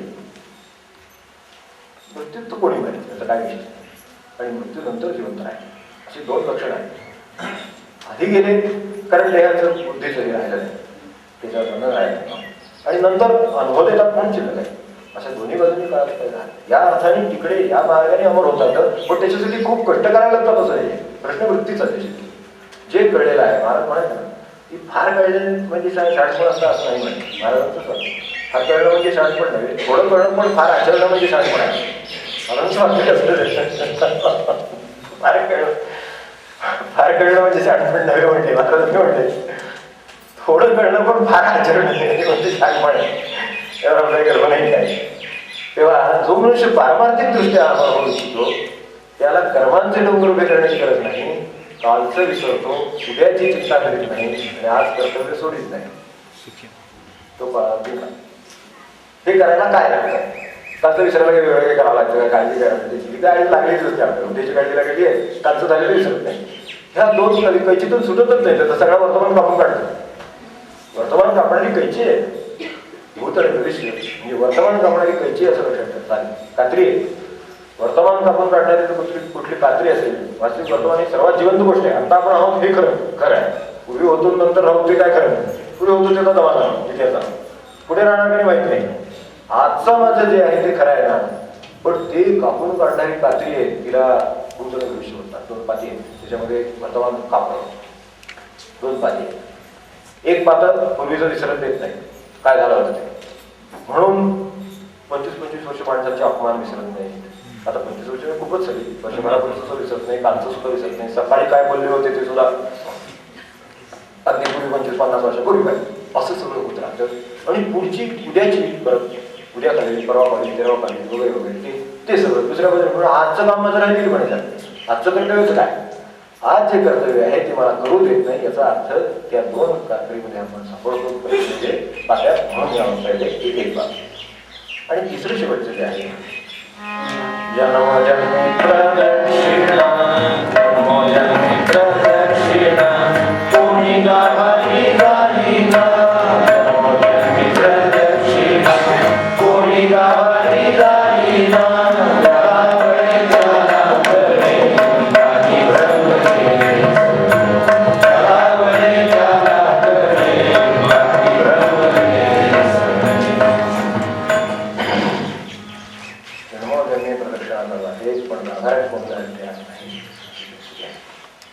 तर तिथे जावं. आभार करणं म्हणजे देवाची भेट. देवाची भेट होणं याचा अर्थ काय? तर देव होणं हाच अर्थ. देवाची भेट ज्याची झाली, नेहमीच म्हणतो तो देवाला जाऊन आला, त्याच्या चेहऱ्यावर दिसलं पाहिजे तो देवाला जाऊन आला पाहिजे. सांगायची काही गरज नाही. हा मनुष्य आता नुकतीच पूजा करून आलेला असला पाहिजे असं वाटलं पाहिजे. सर पूजा नाहीतर हे आले पूजा करून म्हणजे झालं असं वाटलं की काय पूजेचा परिणाम झाला नाही त्याच्यावर. जन्मोजन्मी प्रदक्षिणा, तर त्याचा अर्थ एवढा की हे सरकारनं सुरू आहे सारखं रक्षण, देवाला काही स्पर्श करीत नाही, देवाजवळ जात नाही, म्हणजे जे देवत्व आहे त्याच्याजवळ जात नाही, त्यामुळे त्याच्यावर काही परिणाम होत नाही. मग अशा किती प्रदर्शन घातलं तर काय काय होणार? त्याच्या स्पर्श झालेला असला तर त्याचं शिस्त पालन केलं त्याचं लागतं. हां, तो एकदा गेला, 5 मिनिटं होता, 10 मिनिटं होता, काय अर्धा तास होता, तास होता, काय त्याची पूजा चालली असेल 15 मिनिटं झाली, ठीक आहे, तिथपत परिणाम असेल. तो 1 तास टिकेल, 15 मिनिटं टिकेल, काहीतरी टिकेल, पण परिणाम आहे. कारण स्पर्श आहे त्याचा, देवाचा स्पर्श झाले, देवाची भेट झालेली. आपण आज बघतो नामस्मरणाचं भजन चालायचं, असं तसं वाटते की आता काय करू, फार सुंदर अगदी सगळं भगवंताचं काही गुण असेल, तर नंतर असं वाटतं काही नाही, आता जेव करत बसा. नाही, आपल्याला प्रसादाचं आहे लक्षात पण आहे, पण तरी सुद्धा काही वेळेला असं वाटतं की बस, म्हणजे त्यावेळेला तरी भेट झालेली असते त्याची. त्या भेटीमध्ये जे आहे ते बाकीच्या त्या ग्रंथात नाही. ते जे आहे पांडुरंगाजवळ ते दुसरीकडे नाही. तिथे गेले की असं वाटतं की कसं आहे, उद्या आपण ते ठरवलं ना पुण्याचे तिथे दुपारचं ते नको नाही झालं. त्यांना काय पूर्ण मुगाचं हे वाटत होतं, मुगाची काय खिचडी, मुगाची नुसत्या खिचडी करून खायची, शेवटच्या दिवशी सुद्धा खायची आईच्या आईबाई. म्हणून उद्या दुपारी तेच ठेवायची. कुठेतरी त्यांच्याशी जोडलेलं स्मरण आहे, आपण त्यांच्याशी जोडलेलो. तर काहीतरी उपवासाची जाणीव राहील तुझी. उगाचे कष्टाने काहीतरी त्रास देण्यासाठी उपवास शरीराला करायला गीतेच सांगितलेलं आहे. तर ते कसे काढण्यापेक्षा त्यांच्याशी आपल्याला जोडलं जायचं आहे, इतकं त्यांनी केलेलं आहे. त्याचं त्याच्यात थोडं तरी आपल्याला त्याच्यातलं मिळावं, काहीतरी प्रसाद देवाचा मिळावा, त्या संतांचा मिळावा म्हणून आपण ते त्याच्याशी जोडण्यासाठी उद्याचा मी नोबत झाले 12 वाजता ते वेळाही थोड्याशा आली त्याच्यामुळे. तर ते त्यावेळेस ती कशासाठी, तर मला आठवण नाही जायचं आज मूग खाल्ले, त्यांची म्हणजे मूग खाल्ले, त्यांना आवडत मी पण आज मूग खाऊन स्वतः राहिले आणि नाहीतरी मूग मिळून बसण्यासारखाच पडतो काय नाहीतर मग प्रपंच शेजारच्यानुसार कळतो बरं खरंच. आणि गंभीर मुगाचे पीक खाय म्हणा तसं आहे नाही ते सगळ्या संतांचं हे कोणीतरी इंटरनेटिंग आहे बरोबर इकडच्या असं महाराजांच्या परमार्थ खूप त्यामुळे. तर सगुणाच्या रूपाने असेल, काय उपासनेच्या रूपाने असेल, काय निर्गुणाचं त्याचं प्रेम असेल, काय असेल ते असेल, पण त्यापोटी त्याच्यावर काहीतरी परिणाम आहे तो आघाड्यात दिलेला आहे. नाही तर जन्मजन्मी प्रदक्षिणा केली आणि तसाच जन्मजन्मी पुढे प्रदक्षिणा करीत राहील. प्रदक्षिणा या अर्थाने नाही, इथे जे आपण करतो ती प्रदक्षिणा त्यांना स्पर्श करण्याचा आपला प्रयत्न आहे म्हणून ती प्रदक्षिणा धन्य धन्यवाद प्रदक्षिणा म्हणतो आपल्याकडे. तर तिच्यात किती पाहिजे आहे, पण तिचा संस्कार आपल्या चित्तावर लगेच सद्गुरू राहायची प्रदक्षिणा धन्य धन्यवाद. मग 5 मिनिटं असं वाटतं बस आता बसवा त्यांना नाम त्या प्रदक्षिणेने तुम्हाला फळ देईल. कारण तुम्ही लाभारायण घ्या, लाभारायण जाणं हे या अर्थाने आहे की तिकडे देवत्व आहे आणि इकडे आपलं चित्त आहे, याचा अत्यंत निकटचा संबंध म्हणजे लाभारायण. तो निकटचा संबंध आला की आपल्याला असं वाटतं बस आता काय नाम घ्यावं, मौन पाहावं, काय करावं असं वाटतं. ते वाटलं म्हणजे लाभारायण. आणि शेवटी देणं मिळणे वर्म कळेल त्याची येरधार कळेल. या सगळ्या परमार्थाचं जर समजा वर्म असेल तर ते हा जन्म शेवटचा आहे. अनेक जन्म झाले मला मान्य आहे. विनोबा म्हणाले माझा त्याच्यावर विश्वास आहे की माणसाला पूर्वजन्म आहे पण पुढचा त्याच्या हातात आहे. पूर्वजन्म आहे मान्य पण पुढचा मात्र त्याच्या हातात आहे. पुनर्जन्म ते तुमच्या हातात. तुमची इच्छा असेल तर हा शेवटचा, नाही तर मग काय असेल ते पुढे 17वा 18वा काय 118वा काय असेल ते. या अर्थाने त्याची येरधार टळली. येरधार करण्यासाठी जन्माला येतं, दृश्याने दिसतो आणि दिसत नाहीसा होतो, एवढंच आपल्या जीवनाला महत्व आहे आणि तेवढंच द्यावं. प्रसिद्धीवर महाराजांचा पालन करताना म्हणाले आपण पुण्यतिथीला किंवा ह्याला आपण आठवण करतो वाचतो. महाराज म्हणले प्रसिद्धी होणं किंवा करून घेणं किंवा काय त्याच्या मागे असणं हे खरोखर म्हणजे मूर्खपणा. प्रसिद्धी करणं चरित्रामध्ये आहे. काळ केवढा आहे म्हणजे प्रचंड आणि त्यात व्यक्ती काय आणि तिचं काम ते काय तिने स्वतः लोकांनी लक्षात ठेवणं हा वेगळा भाग आहे. आपण त्याचा फरक समजून घेऊ. पण प्रसिद्धी म्हणजे त्यांनी मिळवलेली आणि लोकांनी दिलेली त्यामध्ये फरक आहे. आज आपण बाबांचं नाव काढतो, बाबांनी नाव काढण्यासाठी धडपडलेले तिथे फरक आहे. ते वाद काय ते म्हणजे काय माझं नाव विचारून जातो तुम्ही गेला किती विचारते इतकं ती बाजूला एक त्यांची नाही धडपड बाकीच्यांची धडपड आहे. हे आपल्याकडे उलट आहे कडे आपली धडपडच नाही बाकीचे लोक विसरायचा प्रयत्न करतात. किती विरोध व्यवहार आहे. म्हणून तो संतांचं आपल्याला शिकावं लागतं सगळं आणि ते काय व्यवहार करतात ते बघा. तर येरधार का तर त्यानं जे यावं लागतं जावं लागतं हे जे आहे त्याच्याबद्दल आहे. यावं लागलं हे मला मान्य आहे. तर मला काय कळलं नाही त्या जन्मात पण ह्या जन्मात कळेल की आता जावं लागलं तर परत यावं लागणार नाही. जावं तर लागेल पण यावं नाही लागणार असं काही होणं म्हणजे आपला हा सगळा समाज आहे. त्या अर्थाने जर वर्म कशात असेल तर ते आपल्याला जे कळलेलं आहे परमार्थ खूप प्रकाराने आपल्याला कळलेला आहे. तो जो कळलेला आहे तो किती उतरेल कौशल्य असतं किती उतरतं. साधं सुद्धा एक म्हणजे पोहण्याचं क्रिया आहे. महाराज म्हणाले ते पक्वान त्यांनी करण्याची शाळा काढली एका माणसाने आणि त्यांना बिचारांना जेवणाची पण हस्ता असायची आणि तिथे पप्पांना कशी करायची ते शिकायची म्हणजे त्याचा म्हणजे किती उपयोग होईल. त्यापेक्षा भाकरी बरोबर भाकरी आणि मोठी कधी प्रत्यक्ष आहे तसं आहे. परमार्थाचं सुद्धा असंच आहे की ती बरोबर भाकरी चालेल पण ते माझ्या पोटाला आराम 5 तास मी काढू शकतो 4 तास काढू शकतो ते महत्वाचं आहे. त्यामुळे ते आत्मसात किती होईल ह्याच्यावर सगळं अवलंबून आहे. परमार्थ मला आत्मसात करण्यासाठी आहे ही दृष्टी येणं म्हणजे खऱ्या परमार्थाची सुरुवात होती.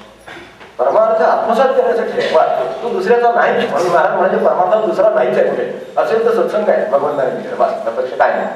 दुसऱ्याचा संबंधच नाही. माझा म्हणजे पतीतून पत्नीचा काय संबंध आहे किंवा कोणाचा घरच्याचा जवळच्याचा लांबच्याचा मित्राचा कोणाचा संबंध आहे. माझं मला हे सगळं करायचं याच्यासाठी मला आत्मसात करायचंय. किती प्रमाणात आत्मसात होईल तितक्या प्रमाणात औषध किती आत्मसात होतं तेवढाच माणसाला गुण पडतो ना. साधे औषध असतं अगदी प्रापंचिक औषध आहे तर खात आणि फेकलं गेलं सगळं वाटतं संपलं, त्याचं काय उपयोग नाही झाला. आत्मसात झालं की तेवढ्या प्रमाणात गुण पडला. मग तसा पारमार्थिक गुण हा कशा प्रमाणात पडेल, त्याला इंटरनलायझेशन जे म्हणतो आपण ते आहे. ते किती आत्मसात होईल त्याच्यावर पडेल. आत्मसात किती होतं उदाहरण म्हणून सांगतो की विनोबांचे वडील ज्या वेळेला गेले तेव्हा आपल्याला माहिती असेल त्यांची व्यवस्थित होते, व्यवहार अत्यंत व्यवस्थित, ते म्हणजे व्यवहार व्यवस्थित पाहिजे आणि ते करत नाही. म्हणजे जर मनुष्य खऱ्या अर्थाने पारमार्थिक असेल ना तर वाहता नळ सुद्धा त्याला सहन होणार नाही. वाहत सहन होणार नाही. तो पारमार्थिक मनुष्य असला पाहिजे. प्रापंचिक सुद्धा हे करू शकेल, पण पारमार्थिक दुसऱ्याचा नळ बंद करेल जाऊन तिथला बाजूला, जो म्हणजे ते त्यांचं ते बघून घेते असं नाही. तो प्रापंचिक मनुष्य ते स्वतःची काळजी म्हणून तो करतो, कारण त्याचे बिल त्याला लागणार म्हणून तो होतो. जर पारमार्थिक मनुष्य असेल तर ती बिल असतात ना आपल्याकडे येतात, त्याच्या खाली लिहिलं असतं, त्याची कोणतं बिल घ्या त्याच्या खाली लिहिलं असतं, if not paid by said date 500 रुपये, नाहीतर मग 540 आणि त्यांच्या फाईलीला 540 लावलेले कितीतरी बिल असतात. तेव्हा ते पारमार्थिक म्हणतं नाही. त्याला तो वेळ चालणार नाही. तो म्हणेल ह्या 20 रुपयात गाथा येईल. परमेश्वराच्या भिन्न बरोबर ज्ञानेश्वरी 20 रुपयाची, पारायणाची ज्ञानेश्वरी 20 रुपयालाच मिळते. अध्यात्म ज्ञानाचं महाग्रंथ आहे किंवा गाथा आहे तर आज 20 रुपये त्याला उपयोगी राहायची की नाही. आज मला सांगा एक दुपारची वेळ आहे, एकाची 20 रुपये मागे अडचण काय अडचण ह्या परमार्थाला करण्यात कोणती अडचण आहे. तो परमार्थ इंटरनलाइज झाला नाही हीच अडचण आहे, बाकी काही अडचण नाही. कधी परमार्थ काय करायचं हे अगदी साधे परमार्थ आहे की त्याचा तो खोलीतून बाहेर गेला तर त्याच्या खोलीत दिवा असणार नाही. हा बाहेर दृष्टीनं पारमार्थिक म्हणतो, त्याला वळलेला परमार्थ. बिल कमी व्हावं म्हणून तो करीत नाही. तो म्हणतो वीज नावाची वस्तू आहे ती मर्यादित आहे. गजानन महाराज जेव्हा प्रकट झाले, प्रकट केल्या नव्हते आता, प्रकट झाले त्या दिवशी काय आहे, प्रकट झाले त्या दिवशी पत्रावळीवरची शीतक आहे आणि तिथलं ह्याच्यातलं डबक्याचं पाणी घेत आहे. काय आहे, अन्न आणि पाणी या दोन गोष्टी माणसाने वाचवायला वाटतात. पत्रावळी चित्र हीच कशी, हे प्रकट केल्याचं रहस्य आहे. प्रकट आपण करतो अनेक गोष्टी करतो, पण सांगितलं माझ्या सुरुवातीला म्हटलं महाराज म्हणायचं रहस्य कळलं पाहिजे. पत्रावळी चित्र आले की पारमार्थिक माणसं ते कालवा होतो. तो म्हणतो अरे कोणाचं ड्युटीला म्हणून गजानन महाराज एवढी महान विभूती आहे की तिने एवढ्या लोकांना आज अखेर प्रेरणा दिली, पण शीतक खाऊन सुरुवात दाखवून सुरुवात केली, खाऊन सुरुवात केली. ते घालवू नका, इतकं महत्वाचं आहे. पाणी असू दे कसंही असू दे पण वाया घालू नका. म्हणून त्यासाठी करतायत, ते नळ बंद करतायत त्यासाठी करतायत, लाईट ऑफ करतायत त्यासाठी करतायत. आणि आज मग आपण आता शिकवतोच ना बाहेर सगळं की रिसोर्सेस अनलिमिटेड वगैरे आपण व्याख्यान देतोच की त्याच्यावर. मग हे परमार्थाने कधीच दिलेले आहे, त्याला ते वळलेलं आहे तेव्हाच. म्हणून तो त्याला दुसऱ्याचा जरी शेजारचा जरी वाहत असलो तरी तो बंद करीत पडेल. काही देणं घेणं नाही मान्य, पण अंतिम निर्णय घेणं आहे. परमार्थ हा सर्वांचा विचार आहे, अंतिम निर्णय घेणं आहे. शेवटी ते पाणी ज्या वेळेला कुठेतरी कमी पडेल तेव्हा तुमच्या एक ग्लास कमी पडेलच तुम्हाला. त्याचा विचार त्याचा आजच आहे, कारण परमार्थ ही टोटल बिघडायचा. तो म्हणतो ठीक आहे आज त्याचा आहे, त्याला करायचं त्याला आज देणार असेल, पण माझ्या परमार्थात ते म्हणतो त्याला आणि त्याला जाणून देण्यासाठी वगैरे नव्हे, सहज. परमार्थ अत्यंत सहजतेमध्ये आहे, त्याला कळावं म्हणून लावून केलंय असं नाही. ते मला करायचं म्हणून इंटरनलायझेशन म्हणजे परमार्थाची तत्व आपल्या सहजतेने आचरणात यायला लागणं, त्याला खरं इंटरनलायझेशन म्हणायचं. मी सांगत होतो विनोबांचं खरं परत तर व्यवहार व्यवस्थेचा त्याच्यावर विषय घ्या. शेवटी 28,000 रुपये शिल्लक होते त्यांची, विनोबांच्या जागा यांच्या मुली 28,000 रुपये शिल्लक. आणि त्यांची अशी इच्छा होती की 28,000 रुपयामध्ये 1,000 रुपये 3 मुलींना द्यावे लागले. म्हणजे त्यांच्या 1,000 रुपये विनोबांनी सगळे तिघींना पोहोचले. 25,000 रुपये राहिले ते ग्रामसेवा मंडळाला. इस्टेट काय होती याच्या मागे, 70 एकर जमीन होती विनोबांच्या वडिलांची. 70 एकर जमीन होती, ती भूदानात देऊन टाकली. मुक्त वडीलही मुक्त आणि ते महापुरुषही मुक्त. काय असं कोणाला अडचण वडिलांचे आहे अहो नसलं तर त्याच्यासाठी दावा लागला माहेरच्यासाठी सासर तो त्याचं ते वडिलांसाठी काय खाली यायचं म्हणजे कठीण झाले. पण मला सांगा हे आहे त्यांच्याकडे की ते वडील म्हणजे मुलगाच म्हणतोय स्वतः की हे 3,000 रुपये तिला द्यायला सांगितले त्याप्रमाणे दिले. 25,000 रुपये हे ग्राम सेवा मंडळाला दिले आणि आता 70 एकर जमीन राहिली ती भूदानात घेऊन दिली. आता खरी वडिलांची स्टेट तुमच्या वाट्याला आलेली आहे म्हणून हे महान आहे. कारण खरं द्यायचं असतं यात नसतं, ते वेगळ्या बाबतीत असतं, ते तिथून घेतलं तर मिळतं. हे इंटरनलायझेशन, हे ते व्यवहारिक सांगितलं. ठीक, पोकळ नाही. इंटरनलायझेशन असेल तर भरीव प्रमाणात, वळलेला प्रमाण तो भरीव असतो, म्हणजे अनुभवाची तयारी आहे. भाऊसाहेब महाराजांचे आपल्याला सगळी माहिती आहे, पत्नीला नाम देवायची इच्छा होती, ती घ्यायला तयार नव्हती. तेव्हा ते काय म्हणाले की तुझा नामावर विश्वास नसेल किंवा घ्यायचं नसलं तर मी एक तुला प्रयोग सुचवतो, तो करूया. मी गवताच्या गंजीत बसतो आणि तू आग लावून दे, आणि जर मी सुखरूप बाहेर तू नाम घेशील किडनीवर. काय इंटरनलायझेशन असेल, एवढी तयारी आहे. इतकं बोललेलं आहे की मी गवताच्या गंजीत बसतो, तू आग लावून दे, आणि जर मी सुखरूप बाहेर आलो तर नाम घेशील ना. इतक्यापर्यंत आपण ठरवले आहे. तर आता आपल्यासमोर हे ठेवायचं एवढ्यासाठी की यातून निदान आपण भक्ती करतो आहोत, आपण परमार्थ करतो आहोत, आपण उपासना करतो आहोत, सगळे परिचित शब्द आपल्याला होते करतो आहोत, तर रोपटं लावलेलं आहे. भक्तीचं उपासनेचं काय म्हणायचं ते रोपटं लावलेलं आहे. त्यामध्ये भक्ती हे तिचं मूळ आहे. पाणी लागतोय, आपण अनेक प्रकाराने हे सगळे प्रयत्न करतो आहोत, नाम घेऊन करतो, ते करून करतो, सत्संगाने करतो, सगळं. त्याला वैराग्याचं फुल आलं की वरमार्ग आहे.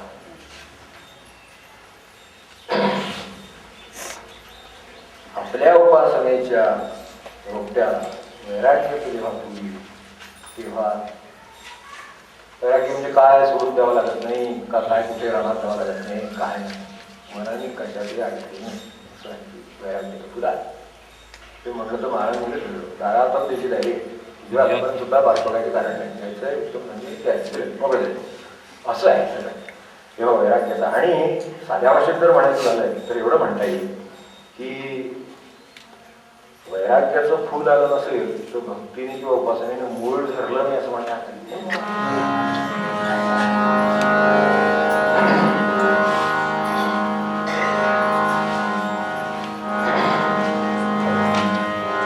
ज्याला वळे त्याला थोडा